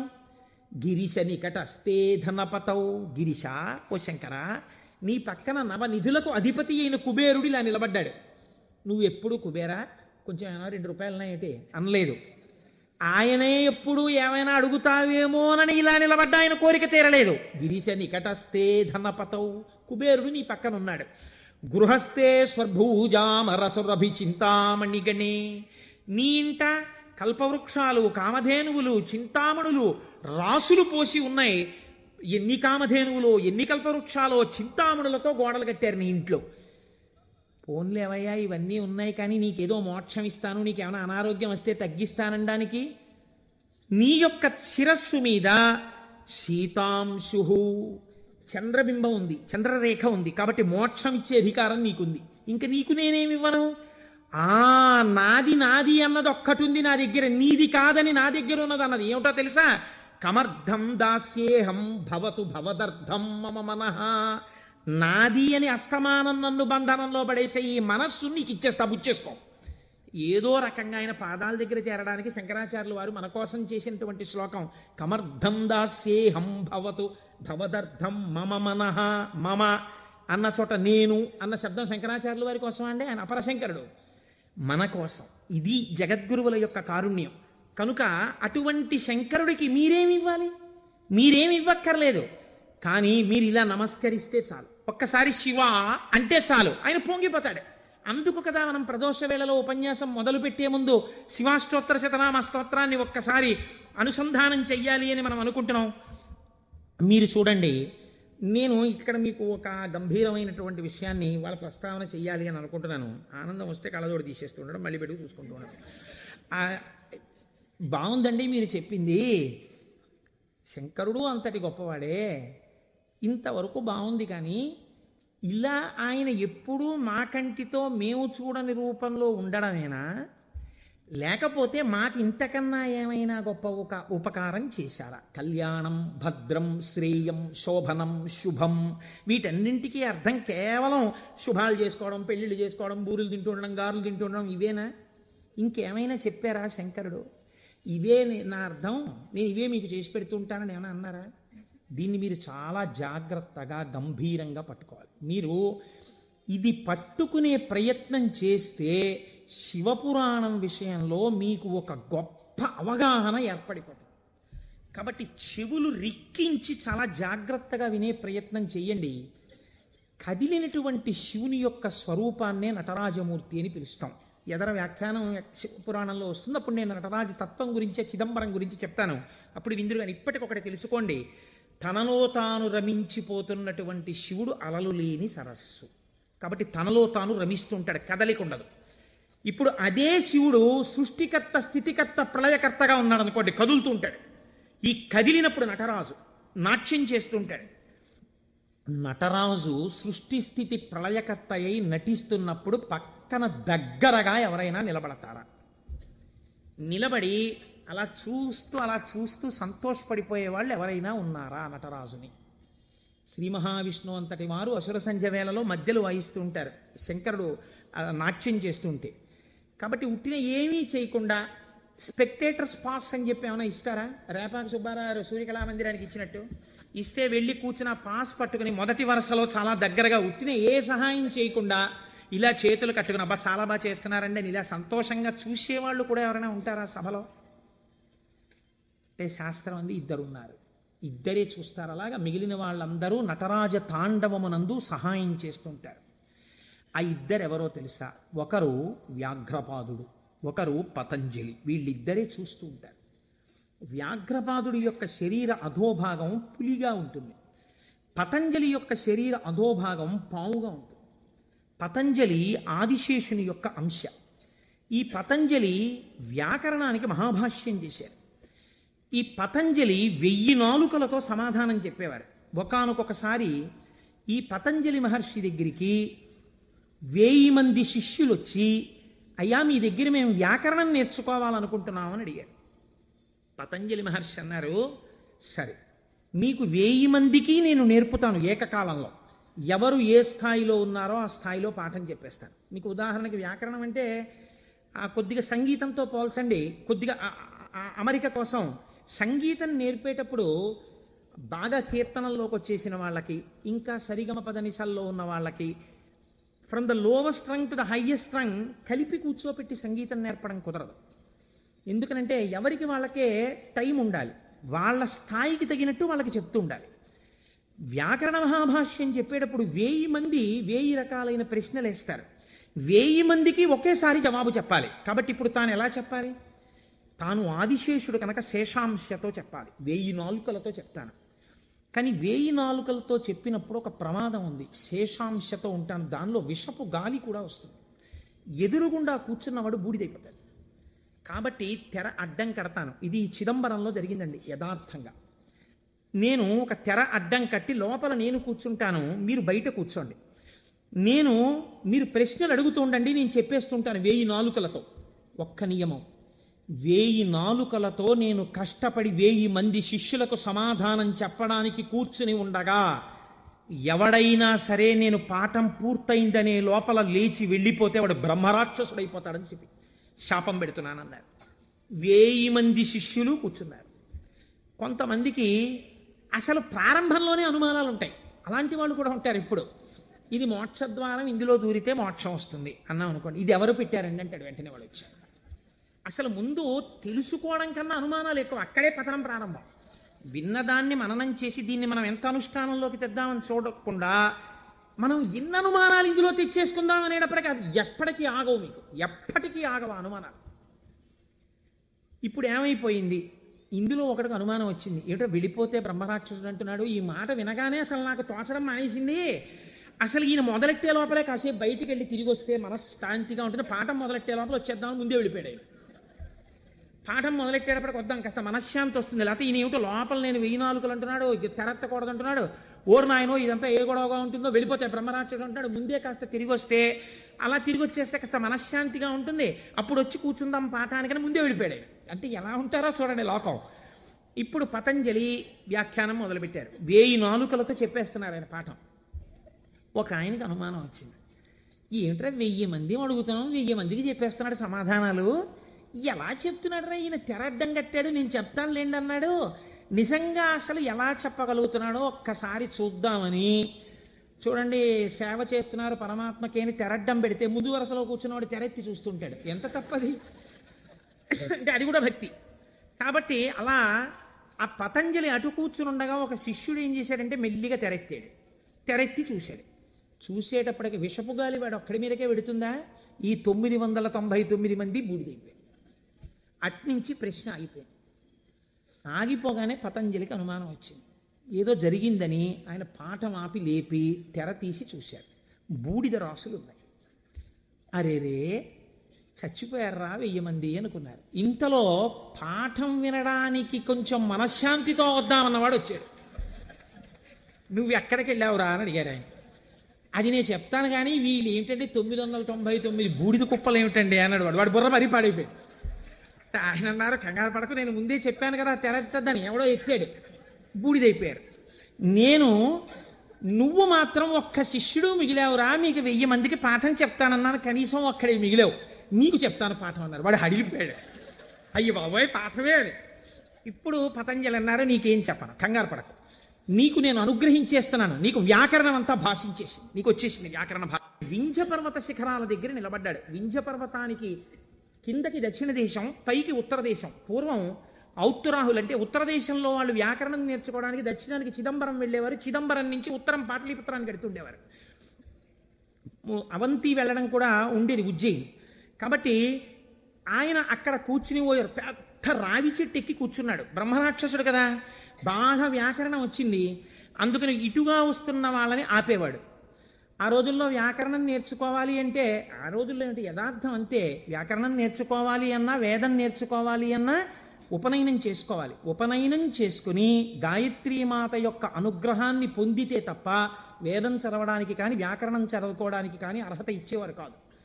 కాబట్టి ఇప్పుడు ఈయన ఉపనయనం అయిపోయినటువంటి బ్రహ్మచారులు ఎవరైనా వ్యాకరణం నేర్చుకోవడానికి ఎడుతుంటే వాళ్ళని ఆపుతుండేవాడు. ఆపుతూ వ్యాకరణ సంబంధమై పతంజలికి మాత్రమే తెలుసున్న ఒక గంభీరమైన లోతైన ప్రశ్న అడుగుతుండేవాడు. పచ్చనేటటువంటి ధాతువు మీద త అనబడేటటువంటి నిష్ఠా ప్రత్యయం కలిస్తే పచధాతువునకు నిష్ఠలో రూపం ఏ రకంగా వస్తుంది అని అడిగేవాడు. సాధారణంగా వ్యాకరణంలో దీన్ని తెలియని వాళ్ళు ఏమంటారంటేట పక్వం అంటారు. వెంటనే పక్వం అనగానే ఆయన అనేవాడు, బాగా పక్వం అయ్యావురా ఈ జవాబు చెప్పని నోట్లో పడేసుకునేవాడు. పక్వం అంటే బాగా రుచిగా వండబడ్డాడు అని. ఇప్పుడు నువ్వు పక్వం అయ్యావు అని తినేసి మళ్ళీ చెట్టెక్కి కూర్చునేవాడు. ఇలా చాలామంది బ్రహ్మచారుల్ని తినేసాడు. తినేసి కూర్చుంటే గగ్గోలు పెట్టడం మొదలెట్టారు. ఈ బ్రహ్మచారి ఎవడో అక్కడ కూర్చున్నాడు, బ్రహ్మరాక్షసుడు, వాడు వ్యాకరణ సూత్రం అడిగి తినేస్తున్నాడు. పతంజలి మహర్షి చూశారు, అయ్యయ్యో వీడికి నేను యోగ్యుడైన వాడికి చెప్పరా అంటే వీడి ఈ ప్రశ్న అడిగి తినేస్తున్నాడు, వీడికి నేనే వెళ్ళి శిష్యుడుగా మళ్ళీ వీడి దగ్గర నేర్చుకుని వీడిని ఉద్ధరించాలి అని చంద్రశర్మ అన్న పేరుతో బ్రాహ్మణుడయ్యి ఆయన వచ్చారు. ఆయన వస్తూ ఉంటే ఈయన ఆపాడు. ఆపి మళ్ళీ ఈ ప్రశ్న అడిగాడు. అడిగితే ఆయన అన్నారు, అది పక్వం వ్యాకరణం అంతా రా అన్నాడు. కానీ ఉపాధి బ్రహ్మరాక్షస ఉపాధిలో ఉన్నాడు కాబట్టి ఆయన ఎక్కడ నేర్పుతానన్నాడు, స్కూల్లోనూ అక్కడ నేర్పను, రావి చెట్టు మీద కూర్చుని నేర్పుతాను రా, ఎందుకంటే శివాలయంలో నేర్పాలి వ్యాకరణం. పూర్వం వ్యాకరణ మంటపాలని శివాలయాల్లో ఉండేవి, అక్కడే నేర్పాలి. కాబట్టి నీకు నేను రావి చెట్టు మీద నేర్పుతాను. రావి చెట్టు మీద కూడా ఎక్కడ, చిటారి కొమ్మ మీద కూర్చుని నేర్పుతాను, అక్కడ కూర్చో, ఎక్కడ పడిపోతానో అని కునుకు రాకుండా బాగా వింటావు. చెప్పేవాడు బ్రహ్మరాక్షసుడు, చెప్పేది చిటారి కొమ్మ మీద రావి చెట్టు మీద. టైం ఇవ్వను, ఉత్తర క్షణం అడ్మిషన్ ఇచ్చేసాను నీకు, రా ఎక్కేద్దాం చెట్టు. అమ్మ బాబో ఇదో అఘాయిత్యం కింద ఉందని పాపం ఈ చంద్రశర్మ ఆయనతో పాటు చెట్టెక్కి చెట్టు చివారి కొమ్మ మీద కూర్చున్నాడు. ఈయన మహాభాష్యం చెప్పేస్తున్నాడు. ఇప్పుడు ఈ మహాభాష్యం రాసుకోవాలి. ఎక్కడ రాస్తాడు? రాయడానికి ఓ గంటమో ఓ తాటాకో తెచ్చుకోవడానికి టైం లేదు. అందుకని ఆయన రావాకులు తుంపి ఒక పుల్ల ముక్క ఒకటి తీసి తొడ చీరుకున్నాడు. చీరుకుని అందులోంచి వస్తున్న నెత్తుటిలో పుల్ల ముంచి ఒక్కొక్క రావాకు మీద భాష్యం రాసుకున్నాడు. 9 రాత్రులు 9 పగళ్ళు పతంజలి మహాభాష్యాన్ని చంద్రశర్మకి చెప్పాడు. చెప్పగానే ఆయనకి శాప విమోచనం అయిపోయింది. శాప విమోచనం అయిపోయిన తర్వాత ఇప్పుడు నాకు బ్రహ్మరాక్షసుడిగా ఇంతకాలం బతికాక పూర్ణ వైరాగ్యం వచ్చేసింది. కాబట్టి ఇంక నేను ఒక గురువు యొక్క పాదములను ఆశ్రయించి సన్యాస దీక్ష తీసుకుని నా జీవితాన్ని తరింప చేసుకుంటానని శుకబ్రహ్మ యొక్క పాదములు పట్టుకుని గౌడపాదాచార్యుల వారైన వారు వారే. మనం శంకరాచార్యుల వారి గురు పరంపరలో గౌడపాదాచార్యుల వారిని చెప్తాం. ఎవరో తెలుసా అండి ఆ గౌడపాదాచార్యుల వారు? ఈ బ్రహ్మరాక్షసుడే గౌడపాదులు అయ్యారు. గౌడపాదులై శుకబ్రహ్మ యొక్క పాదములు పట్టుకుని సన్యాస దీక్ష తీసుకుని గౌడపాదాచార్య పేరుతో ఉన్నారు ఆయన. ఈ చంద్రశర్మ ఈ రావాకుల మీద రాసుకున్న మహాభాష్యం అంతా ఓ బట్టలో మూట కట్టాడు. మూట కట్టుకుని వెళ్ళిపోతున్నాడు ఆయన. వెళ్ళిపోతుంటే పాపం 9 రాత్రులు 9 పగళ్ళు నిద్ర లేదు. అడవిలో ఒక చోట మూట తల కింద పెట్టుకుని నిద్రపోతున్నాడు. ఎక్కడి నుంచో మేక వచ్చింది. ఇవేవో రావాకులు బాగానే ఉన్నాయని ఆ మూటలో మూతెట్టి లాగేసి కొన్ని ఆకులు తినేసి, ఇప్పుడు ఆ వ్యాకరణంలో ఉన్న మహాభాష్యంలో పోయిన ఆకుల్ని ఏమని పిలుస్తారో తెలుసా అండి? అజభక్షిత భాష్యము అని పిలుస్తారు. మేక చేత తినబడిన భాష్యం అని పేరు దానికి. అది మేక తినేసి మిగిలిన మూట కట్టుకుని అడవిలో పడుకుంటే ఇబ్బందిగా ఉందని ఆయన ఒక ఊరిలోకి వచ్చి ఒక వైశ్యుడి ఇంటి అరుగు మీద పడుకుని నిద్రపోయారు. 9 రాత్రులు 9 పగళ్ళు అన్నం లేదు, నిద్ర లేదు. శరీరం శోషించిపోయింది, నిద్ర లేదు. ఇంకా ఎంత గాఢ నిద్ర పట్టేసిందంటే ఆకలి కూడా చూసుకోకుండా నిద్రపోతున్నారు. ఆ వైశ్యుడికి ఒక కన్యారత్నం ఉంది. ఆ అమ్మాయి చూసి ఈయన నిద్దట్లోనే మరణిస్తాడేమో అని బెంగపెట్టుకుని ఒక గొప్ప వైద్య చికిత్స చేసింది. ఇప్పుడు మనం ఆ సిలైన్లు అవి ఎక్కించాలంటే శరీరానికి సూదితో పొడిచి ఎక్కిస్తాం. మన ఆయుర్వేద శాస్త్రం అలా ఒప్పుకోలేదు. ఎందుకంటే పతంజలి 3ంటికి వ్యాఖ్యానం ఇచ్చారు. మనస్సు, వాక్కు, కాయము. మనస్సు కోసమని యోగ సూత్రాలు ఇచ్చారు ఆయన. వాక్కు కోసం వ్యాకరణం ఇచ్చారు. అలాగే మనస్సు, వాక్కు, కాయము, శరీరం ఆరోగ్యంగా ఉండడానికి చరకుడి యొక్క ఆయుర్వేద సూత్రాలకి భాష్యం చేశారు ఆయన. 3ంటికి భాష్యం ఇచ్చారు. ఆ పిల్ల వైద్య శాస్త్రంలో దిట్ట. ఈ అమ్మాయి ఏం చేసిందంటే పెరుగన్నం బాగా మెత్తగా కలిపేసి ఈ పెరుగన్నాన్ని తీసుకొచ్చి ఒంటి నిండా పూసేసింది ఈ బ్రాహ్మణ పిల్లవాడికి, ఈ చంద్రశర్మకి. పెరుగన్నం తొందరగా రోమరంధ్రాల్లోంచి లోపలికి వెళ్ళిపోతుంది. అది లోపలికి వెళ్ళిపోయి ఈ పిల్లవాడికి బలం వచ్చింది. బలం వచ్చి 9 రోజుల భోజనం లేని స్థితి నుంచి శక్తిని పొందాడు. శక్తిని పొంది తెలివచ్చి అమ్మయ్యా బడలికా పోయింది, సత్తువా వచ్చిందని ఆ మూట చూసుకున్నాడు. మూట ఉంది, మూట పట్టుకుని వెళ్ళిపోతున్నాడు. వెళ్ళిపోతుంటే వైశ్యుడు ఎదురొచ్చాడు. ఏమయ్యా, నిన్ను మా అమ్మాయి ఎందుకు బ్రతికించుకుందో తెలుసా? నీ చూడచక్కని రూపాన్ని చూసి బ్రతికించుకుంది. నువ్వు మా అమ్మాయిని పెళ్లి చేసుకోవాలన్నా. ఇదేమిటయా, నాకు వైరాగ్యం వచ్చింది, నేనేదో సన్యాసం తీసుకుందామని వెళ్ళిపోతున్నాను, నువ్వు మీ అమ్మాయిని పెళ్లి చేసుకోమంటావేంటి? నేను చేసుకోనన్నారు ఆయన. వెళ్ళిపోతున్నారు. వెళ్ళిపోతుంటే ఇలా కాదు, నువ్వు ఇంత ఉపకారం పొంది నా కూతురు మనస్సు భగ్నం చేసి వెళ్ళిపోతున్నావు కాబట్టి మనం రాజు దగ్గరికి వెడదాం తీర్పుకి, పదన్నారు. సరే పద అయితే అన్నారు. చంద్రశర్మ వైశ్యుడు ఇద్దరు రాజుగారి అంతఃపురంలోకి వెళ్ళారు. రాజుగారు అంత దూరం నుంచి పిల్లాడిని చూశారు. చూసి ఎందుకు వస్తున్నాడో తర్వాత అడుగుదాం కానీ ఎంత బాగున్నాడో ఈ పిల్లాడిని దగ్గరికి రాగానే, నాకు ఒక్కతే కూతురయ్యా, నీకు ఇచ్చి పెళ్లి చేసి సింహాసనం మీద కూర్చోపెడదాం అనుకుంటున్నాను, నువ్వు మా అమ్మాయిని పెళ్లి చేసుకోవాలన్నారు. రాజాజ్ఞ, కాదంటే కుత్తుకు తీసేస్తాడు. అయ్య బాబోయ్, ఒక పిల్లే వద్దనుకుంటే 2 పిల్లలు చుట్టుకున్నారేమిటండి నాకు అని ఈయన చెప్పేలోగానే మంత్రిని పిలిపించి ఈ పిల్లాడు ఎలా ఉన్నాడు అల్లుడిని చేసుకుందాం అనుకుంటున్నానన్నారు. ఆహాహా, ఏమి తేజోమూర్తి అండి ఇలాంటి వాడు. ఉత్తరోత్తర సింహాసనం మీద కూర్చుంటే మన రాజ్యానికి ఇంకా ఎదురుండదు, తప్పకుండా పిల్లనిచ్చేయండి అన్నారు. 2 పిల్లల్ని ఇచ్చి పెళ్లి చేసేస్తామన్నారు. అసలు నా గోడు వినేవాడు లేడు మహాప్రభో, నేను వైరాగ్యం ఉందిరా నాకు పిల్లలొద్దు పెళ్ళొద్దంటే 2 తయారయ్యారు ఏమిటి? నాకు పైగా రాజభోగం కూడా వచ్చింది. వద్దన్న వాడికి ఐశ్వర్యం, వద్దన్న వాడికి నమస్కారాలు, పెట్టండి అన్నవాడికి పెట్టేవాడు ఉన్నాడు అని ఆయన బాధపడుతుంటే మంత్రి గారు ప్రాజ్ఞుడు, ఆయన అన్నాడు, ఏమండి, బ్రాహ్మణుడు బ్రాహ్మణేతరులను వివాహం చేసుకోవాలంటే ముందు బ్రాహ్మణ కన్యను చేసుకోవాలి. కాబట్టి ఉత్తమ కుల సంజాత అయిన ఒక బ్రాహ్మణ పిల్లని తెచ్చి ముందు పెళ్లి చేసి తర్వాత వీళ్ళిద్దరిని చేసేద్దాం అన్నారు. ఓహో, 2 ముగ్గురు కూడా అయ్యారేమిటి అనుకున్నాడు ఆయన. ముందు ఆయన గోడు వినేవాడు లేడు. బ్రాహ్మణ కాంతని తెచ్చారు, వైశ్యకాంతని తెచ్చారు, క్షత్రియ కాంతని తెచ్చారు, తాళి కట్టేవారు. ఆయన అన్నాడు, మీరు ఎలాగో ఇప్పుడు పెళ్ళొద్దంటే వినరు. ఆయన విండు, ఈయన విండు. ఒక్క ఉపకారం చేయండి, మీకు నా తేజస్సు చూసి పొంగిపోతున్నారు కదా, మీ ముగ్గురి కుమార్తెల యందు నేను సంతానమును పొందుతాను. ముగ్గురికి కొడుకులు పుట్టగానే నేను సన్యాసానికి వెళ్ళిపోవడానికి నాకు అనుమతి ఇవ్వాలన్నాడు. తప్పకుండా అలాగే ఇస్తా ఉన్నారు. ముగ్గురిని పెళ్లి చేసుకున్నాడు. ముగ్గురి యందు కుమారుల్ని కన్న తర్వాత సన్యాసం పుచ్చుకుందామని వెళ్ళిపోయాడు ఈ చంద్రశర్మ. వెళ్ళిపోయినటువంటి వాడు వెళ్ళి ఎవరు ఇతపూర్వం బ్రహ్మరాక్షసుడి రూపంలో ఉండి తనకి మహాభాష్యమంతా చెప్పి సన్యాసం తీసుకుని శుకబ్రహ్మకి శిష్యుడిగా ఇవాళ గౌడపాదాచార్య స్వామి వారిగా ఉన్నారో ఆయన దగ్గరకే వెళ్ళి, అయ్యా నాకు సన్యాసం ఇవ్వండి అని అడిగాడు. నీకు గోవిందపాదాచార్య నామంతో సన్యాసం ఇస్తున్నానని సన్యాసం ఇచ్చి సన్యాసనామం గోవిందపాదాచార్య. ఆయనకి సన్యాసం ఇచ్చి ఒక మాట చెప్పారు, నువ్వు నర్మదా నదీ తీరంలో ఈ రావి చెట్టు దగ్గర ఈ గుహలోనే కూర్చో. రాబోయే కాలంలో భారతదేశంలో 72 అవైదికమైన మతములు ప్రవేశిస్తాయి. 72 అవైదికమైన మతములను తన వాగ్ఝరితో కొట్టిపారయ్యగలిగినటువంటి ఒక మహాపురుషుడిగా పరమశివుడే శంకరాచార్య స్వామిగా ఆవిర్భవించబోతున్నాడు. ఆ శంకరాచార్యుల వారికి సన్యాసనామాన్ని ఇచ్చి తత్వోపదేశం చెయ్యడానికి నువ్వు గురువుగా ఉండు అని కూర్చోబెట్టారు. ఆ చంద్రశర్మే గోవిందపాదాచార్య స్వామి. ఆ గోవిందపాదాచార్య స్వామి శిష్యులే మన శంకర భగవత్పాదాచార్య స్వామి. ఇది గౌడపాద, గోవిందపాదాచార్య, శంకరాచార్య గురు పరంపర. శివమహాపురాణ ప్రారంభం చేస్తూ ఇలాంటి పరంపరని ఒక్కసారి ఉత్తరాయణంలో అసుర సంధ్య వేళలో వింటే చాలు ఎంత పొంగిపోతాడో శంకరుడు. కనుక ఇప్పుడు ఆయన కాలడిలో జన్మించాడు మహానుభావుడు. ఆ శంకరాచార్య స్వామి వారి జన్మ రహస్యాన్ని గురించి ఎప్పుడైనా మనం త్రిపుర సుందరి అమ్మవారి ఊళ్ళో మళ్ళీ శంకరాచార్య స్వామి వారికి వైశాఖ శుక్ల పంచమి నాడు చేస్తాం కదా ఉత్సవం, అప్పుడు చెప్తాను దాని గురించినటువంటి విశేషాలు. ఇప్పుడు చెప్తే కుదరదు మహాప్రభో. ఆయన భారతదేశపు నలుచెరగుల పాదచారి అయి 3 మాటలు తిరిగారు. 72 అవైదికమైనటువంటి మతములను శృతి ప్రమాణమైన తన వాగ్ఝరితో కొట్టిపారేశారు, చిమ్మేశారు. ఆయన తర్వాత మళ్ళీ రాలేదు ఇంకా 72 మతాలు. అంత గొప్పవారు శంకరాచార్యుల వారంటే. అందుకే చంద్రశేఖర పరమాచార్య స్వామి వారికి శంకరులు గురువు కాదు, ప్రాణం. అందుకే అపర శంకరాచార్యులు వారు అయ్యారు చంద్రశేఖర పరమాచార్య స్వామి.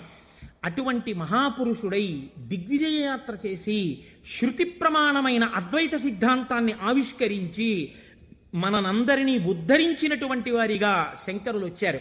మీరు చూడండి, ఇప్పుడు మనం శివనామము మళ్ళీ మొదటికి వెళ్ళండి. ఎక్కడికి వెళ్ళాలి? అమరకోశంలో శివనామమునకు చెప్పినటువంటి వ్యాఖ్యానములో శివుణ్ణి ఏ రకంగానైనా పట్టుకుంటే మిమ్మల్ని ఉద్ధరించగలడు దగ్గర నుంచి శ్రేయం, మంగళం, కళ్యాణం, భద్రం, శ్రేయస్సు, శోభనం, ఇవి కేవల మంగళములేనా ఇంకేమన్నా ఉన్నాయా దగ్గరికి వెళ్ళండి. అందుకు తీసుకొచ్చాను దీన్ని. ఇప్పుడు ఇక్కడి నుంచి అక్కడికి వెళ్ళండి. మళ్ళీ ఒక్కసారి వెడితే మీకు ఈ శివనామమును ఎక్కడ దాచారు? శివనామము పంచాక్షరిగా కదండి ఉంది. నమశివాయ అని పంచాక్షరి. నమశివాయ అన్న మాట చెప్పడానికి వేదం ఎంత కట్టడి చేసి చెప్పింది, ఎంత జాగ్రత్తగా చెప్పింది పంచాక్షరి మంత్రాన్ని. మీరు జాగ్రత్తగా చూడండి, ఇది జాగ్రత్తగా గమనించండి. మీరు అయ్యప్ప స్వామి దర్శనానికి వచ్చారనుకోండి, అలా గేటు దగ్గర నిలబడి అయ్యప్ప స్వామి దర్శనం చేసుకుంటానంటే మీకు కనపడరు. మీరు అక్కడ చెప్పులు విప్పాలి, లోపలికి రావాలి, ఇక్కడ ఉన్నటువంటి పరివార దేవతలందరినీ దర్శనం చెయ్యాలి, మెట్లు ఎక్కాలి, గణపతికి సుబ్రహ్మణ్యుడికి ప్రదక్షిణం చెయ్యాలి, ధ్వజస్తంభం పక్క నుంచి లోపలికి వెళ్ళాలి, స్వామికి ఒక పక్కకి వెళ్ళి నిలబడి ఆయన వంక చూస్తే అప్పుడు మీరు సంతోషంగా స్వామి దర్శనం చేస్తారు. అలాగే ఈ పంచాక్షరిని వేదం ఎక్కడ దాచిందో చూడండి. మనకి వేదములు 4 అయినా సాధారణంగా మనం ఏమంటామంటే 3గా వ్యవహరిస్తాం సంప్రదాయంలో. అందుకే శంకరాచార్యుల వారు కూడా శివానంద లహరిలో త్రైవేద్యం హృద్యం త్రిపురహరమాద్యం త్రినయనం అన్నారు. త్రైవేద్యం అనడానికి ఒక కారణం ఉంది. ఋగ్వేదం, యజుర్వేదం, సామవేదం ఈ 3 వేదాలు నేర్చుకోవడానికి ఒక్కసారి ఉపనయనం చేసుకుంటే చాలు. ఒకసారి ఉపనయనం చేసుకుంటే 3 వేదాలలో ఉండేటటువంటి సారాంశమునకు కూడా ఒక సావిత్రి ఉపదేశం, ఒక గాయత్రి ఉపదేశంతో 3 వేదాలు చదవచ్చు. అధర్వ వేదం చదువుతాను అన్నారు అనుకోండి ఎవరైనా, ఈ 3 వేదాలు చదవడానికి కావలసినటువంటి ఉపనయనం సరిపోదు. అధర్వ వేదం కూడా చదవాలంటే మళ్ళీ ఉపనయనం చేసుకోవాలి. మళ్ళీ ఉపనయనం చేసుకుని మళ్ళీ ఇంకొక బ్రహ్మోపదేశం పొందాలి, పొంది అథర్వవేదం చదవాలి. అందుకని త్రైవేద్యం అంటారు సాధారణంగా. ఈ 3 వేదములు ఋగ్వేదం, యజుర్వేదం, సామవేదం, మీరు 3 అలా పెట్టారనుకోండి, ఒక దేవాలయ ప్రాంగణం ఉన్నట్టుగా 3 వేదాలు అలా పెడితే ఈ 3 వేదాలకి మధ్యలో ఏ వేదం ఉంది? ఇది ముందరి ద్వారం, ఇది వెనక ద్వారం, ఇది ఋగ్వేదం, ఇది సామవేదం, ఈ మధ్యలో ఉన్నది యజుర్వేదం. ఇప్పుడు ఈ యజుర్వేదానికి 7 కాండలు ఉన్నాయి. 7 కాండలు 1 2 3 4 5 6 7. ఇప్పుడు ఇందులో మళ్ళీ మధ్య ప్రాకారం ఏది? 4వ కాండ కదండి. ముందు 3 వెనక 3, మధ్యలోది 4. ఇప్పుడు ఈ 4వ కాండలో ఏముంది? యజుర్వేదంలో రుద్రాధ్యాయం ఉంది. మళ్ళీ రుద్రాధ్యాయంలో అష్టమానువాకం మీరు తీసుకోండి, మధ్యలోకి అష్టమానువాకం వస్తుంది. అష్టమానువాకం మీరు తీసి ఇప్పుడు చదవండి అష్టమానువాకాన్ని. నమః సోమాయ చ రుద్రాయ చ నమస్తామ్రాయ చ అరుణాయ చ నమః సింగాయ చ పశుపతయే చ నమ ఉగ్రాయ చ భీమాయ చ నమో అగ్రే వధాయ చ దూరే వధాయ చ నమో హంత్రే చ హనీయసే చ నమో వృక్షేభ్యో హరికేశేభ్యో నమస్తారాయ నమః శంభవే చ మయోభవే చ నమః శంకరాయ చ మయస్కరాయ చ నమః శివాయ చ శివతరాయ చ. అష్టమానువాకం చిట్ట చివర్లో నమః శివాయ చ అక్కడ పెట్టారు. ఈ నమః శివాయ చాకి ముందు ఏం పెట్టారు? మయస్కరాయ చ. మయస్కరాయ చ అంటే గురువు. గురూపదేశంతో పంచాక్షరిని పొందాలి. మయస్కరాయ చ. ఈ గురువుల పరంపరలో మొట్టమొదట లోకంలో శివనామాన్ని ప్రచారం చేసి అద్వైత సిద్ధి వైపుకు నడిపించిన వాళ్ళు ఎవరు? నమః శంకరాయ చ. శంకర భగవత్పాదులు. ఆ శంకర భగవత్పాదులు ఎవరు?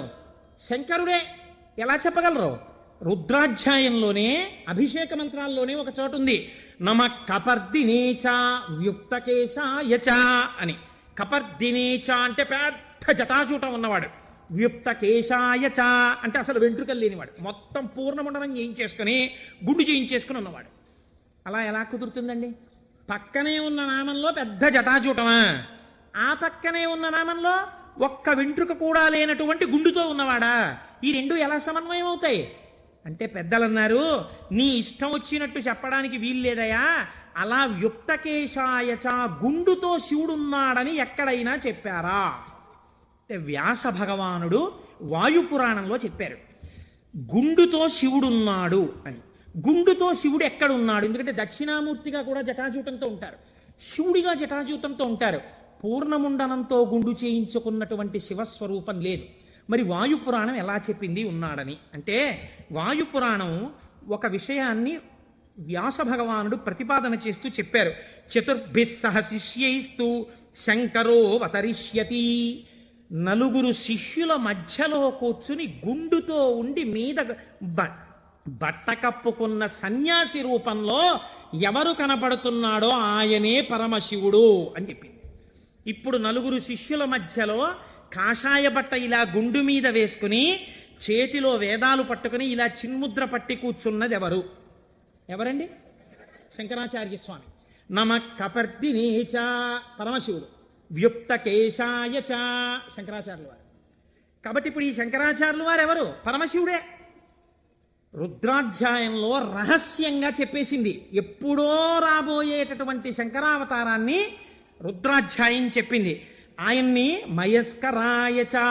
ఆ శంకరుల గురు పరంపర ఉన్నదే అది సదాశివ సమారంభాం లేకపోతే నారాయణ సమారంభాం వ్యాస శంకర మధ్యమాం అస్మదాచార్య పర్యంతాం వందే గురు పరంపరాం. ఆనాడు పరమశివుడు కపర్ది అని ఇంత జుత్తుతో ఉన్నవాడి నుంచి ప్రారంభమైనటువంటి ఈ గురు పరంపర మధ్యలో శంకరాచార్య స్వామి ఉంటే, ఈనాడు నాకంటి ఎదుట నాకు శంకరాచార్య స్వరూపమై నన్ను నిలబెట్టి ఆశీర్వదించి నడుపుతున్నటువంటి నా గురువు బ్రహ్మశ్రీ మల్లంపల్లి అమరేశ్వర ప్రసాద్ గారి వరకు ఆ గురు పరంపరయే నడుచుచున్నది. ఎవరికి వారు వారి గురువు వరకు ఇలాగే చెప్పుకుంటాం. సదాశివ సమారంభాం శంకరాచార్య మధ్యమాం అస్మదాచార్య పర్యంతాం వందే గురు పరంపరాం. ఈ గురువు ఏం చేస్తున్నారు? మీకు నడుబడి నేర్పుతున్నారు. ఈ గురువు ఏం చేస్తున్నారు? ఉదారమూర్తి అయి మిమ్మల్ని ఆశీర్వదిస్తున్నారు. ఈ గురువు ఏం చేస్తున్నారు? మీ ఉద్ధరణ కోసం ఈశ్వరుణ్ణి ప్రార్థన చేస్తున్నారు. అటువంటి గురువే ఈశ్వర స్వరూపుడై ఉన్నాడు. ఎప్పుడెప్పుడు లోకంలో వేద ప్రమాణాన్ని చెడగొట్టడానికి అవైదికమైనటువంటి వాదనలు ప్రబలుతాయో అప్పుడప్పుడు పరమేశ్వరుడే బయలుదేరి వచ్చి అవతార స్వీకారం చేశారు. కృష్ణ భగవానుడు కూడా చేశాడు గీతా ప్రచారాన్ని. మహానుభావుడై ప్రస్థానత్రయంలో ఒకటండి భగవద్గీత. అంతటి భగవద్గీతను మనకు అందించినటువంటి జగదాచార్యుడు కృష్ణ పరమాత్మ. ఆయన కూడా జగదాచార్యుడే. ఒకటే కదండి ఉన్నది పరబ్రహ్మతత్వం. అదే కృష్ణుడిగా భాషించింది ఒకనాడు. అటువంటి భగవద్గీతనిచ్చినటువంటి కృష్ణ పరమాత్మ యొక్క అవతారం ఎందుకు కలియుగంలో వచ్చేటటువంటి ప్రమాదముల నుంచి ఉద్ధరించగలిగినంత జ్ఞానబోధ ఎందుకు చెయ్యలేదు? ఒక్కటే కారణం. ద్వాపర యుగంలో అప్పటికే ధర్మాన్ని నిర్వీర్యం చేసేటటువంటి వాళ్ళ సంఖ్య కోట్లలోకి వెళ్ళిపోయింది. కృష్ణావతారం ప్రారంభం నుంచే ఎంత రాక్షస సంహారం చేశాడండి మహానుభావుడు. కన్నులు తెరువని కడుచిన్ని పాపడై దానవి చనుబాలు త్రావి చంపే పూతనా సంహారంతో మొదలుపెట్టి ఎంతమంది రాక్షసుల్ని చంపాడు. జరాసంధాది రాక్షసులందరినీ ముందే చంపకపోతే కురుక్షేత్రంలో నిజంగా పాండవులు నిలబడగలరా? ఇంతమందిని చంపాడు. అవతారంలో ఉన్న తక్కువ సమయంలో ఆయన కురుక్షేత్ర మధ్యంలో సమస్త వాంగ్మయాన్ని భగవద్గీత రూపంలో బోధ చేశాడు. కానీ అది సరిపోదేమో. కలియుగం అంటే అసలు మనస్సు నిలబడనటువంటి యుగం. మరి మనస్సు నిలబడదు, కలిపురుషుడి యొక్క ప్రకోపాలు చాలా ఎక్కువగా ఉంటాయి అన్నప్పుడు ఇంకా ఈ గురువులు ఎందుకు, ఈ బోధలు ఎందుకని మీరు నన్ను అడగచ్చు. దానికి ఒక్కటే జవాబు పరమాచార్య స్వామి వారు చెప్పినటువంటివి. నేను ఉపన్యాసాల్లో చెప్పే చాలా భాగాలు పరమాచార్య స్వామి వారివి. కాబట్టి ఆయన అంటారు, మీరు చూడండి దొంగలు పడుతున్నారు, కాకినాడకి దొంగల ముఠాలు వచ్చాయి, దొంగలు కొట్టేస్తున్నారు, ఇళ్ళు దొంగలు కొట్టేస్తున్నారు అన్నారు అనుకోండి. ఎంత జాగ్రత్తగా ఉన్నా దొంగలు కొట్టేస్తున్నారండి అని తాళం తీసేసి తలుపులు తెరిచి వస్తామా? ఏదో ఒక కట్టడి చేస్తాం. చేసి అమ్మ ఏదో ఒకటి సాయంకాలం కాసేపు వాడు ఏదో చెప్పాడో చెప్పలేదో కానీ శివనామస్మరణ చేయిస్తున్నాడమ్మా, అక్కడికి వెళ్ళొస్తాం, అందుకని కాస్త మా గుమ్మను చూస్తుందరు తల్లి, మీరేదో ఇక్కడే కుర్చీ వేసి కూర్చోండి, లేకపోతే మీ అబ్బాయిని మా ఇంట్లో చూస్తుండమనండి, టీవీ కాసేపు కరెంటు పోయినా పర్వాలేదు మహాప్రభు మాకు మీ వాడిని కూర్చోమనండి అంటాం. కట్టడి చేస్తున్నారా చేయట్లేదా? ఏదో రకంగా. కలిపురుషుడు ఎంత ప్రకోపంతో ఉండడానికి ప్రయత్నించినా మీరు ఈశ్వరుడి పాదాలు గట్టిగా పట్టుకోవడానికి ప్రయత్నించాలి కదా. దానికి ప్రస్థానత్రయ భాష్యంతో మొదలుపెట్టి ఈశ్వరుణ్ణి స్తోత్రం చెయ్యడం వరకు, ఆకాశం నుంచి పాతాళం వరకు సమస్త వాంగ్మయాన్ని జ్ఞానబోధ తప్ప ఇంకొక ప్రయత్నం కాని పని కాని పెట్టుకోకుండా 32 జీవితంలో షణ్మత స్థాపనాచార్యులై శృతి ప్రమాణాన్ని నిలబెట్టి అందరి దేవతల మీద స్తోత్రాలు చెప్పి శివానందలహరి, సౌందర్యలహరి, బ్రహ్మసూత్ర భాష్యం ఇన్ని చేశారండి మహానుభావుడు శంకరాచార్యులు వారు. మరి పేరు చెప్తే చాలు పాపాల పటాల పంచలైపోతాయి. శృతి స్మృతి పురాణానాం ఆలయం కరుణాలయం నమామి భగవత్పాద శంకరం లోకశంకరం. అటువంటి శంకర భగవత్పాదులై ఈ భూమి మీద నడయాడి మనకి జ్ఞానబోధ చేశారు. ఇప్పుడు చెప్పండి, శుభం, కళ్యాణం, శ్రేయం, భద్రం, శోభనం ఇవన్నీ ఎందులోకి వెళ్ళిపోతాయి? జ్ఞానంలోకి వెళ్ళిపోతాయి. జ్ఞానం కన్నా గొప్ప కళ్యాణం, జ్ఞానం కన్నా గొప్ప శుభం, జ్ఞానం కన్నా భద్రం, జ్ఞానం కన్నా శ్రేయం, జ్ఞానం కన్నా శోభనం ఇంకున్నాయా? ప్రపంచంలో లేవు.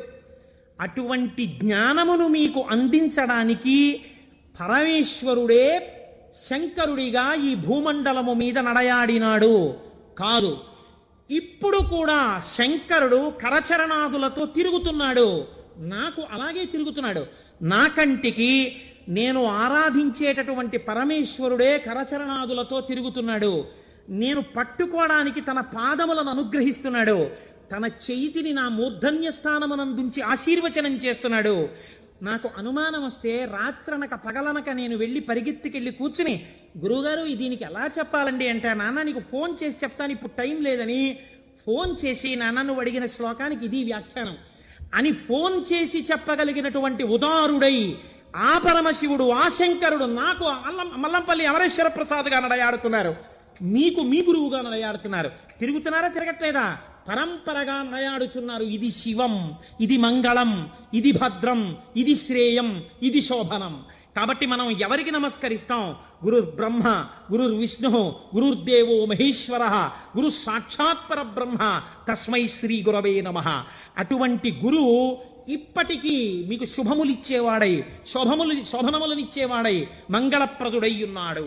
కాబట్టి రుద్రాధ్యాయం, వేదములు అంత జాగ్రత్తగా సమన్వయం చేస్తూ ఆ శంకరులు వస్తారని అంత స్థితిని పతంజలి నటరాజస్వామి దర్శనం దగ్గర నుంచి మొదలుపెట్టి పక్కన ఇలా నిలబడి నటరాజ తాండవం చూసినందుకు ఒకనాడు నేను ఈ శంకరుడే శంకరాచార్యులు వారిగా వస్తే తత్వబోధ చేసేటటువంటి వాణ్ణి లోకంలో తయారు చెయ్యాలని గోవిందపాదాచార్యుల వారిగా సిద్ధం చేయించుంచారు.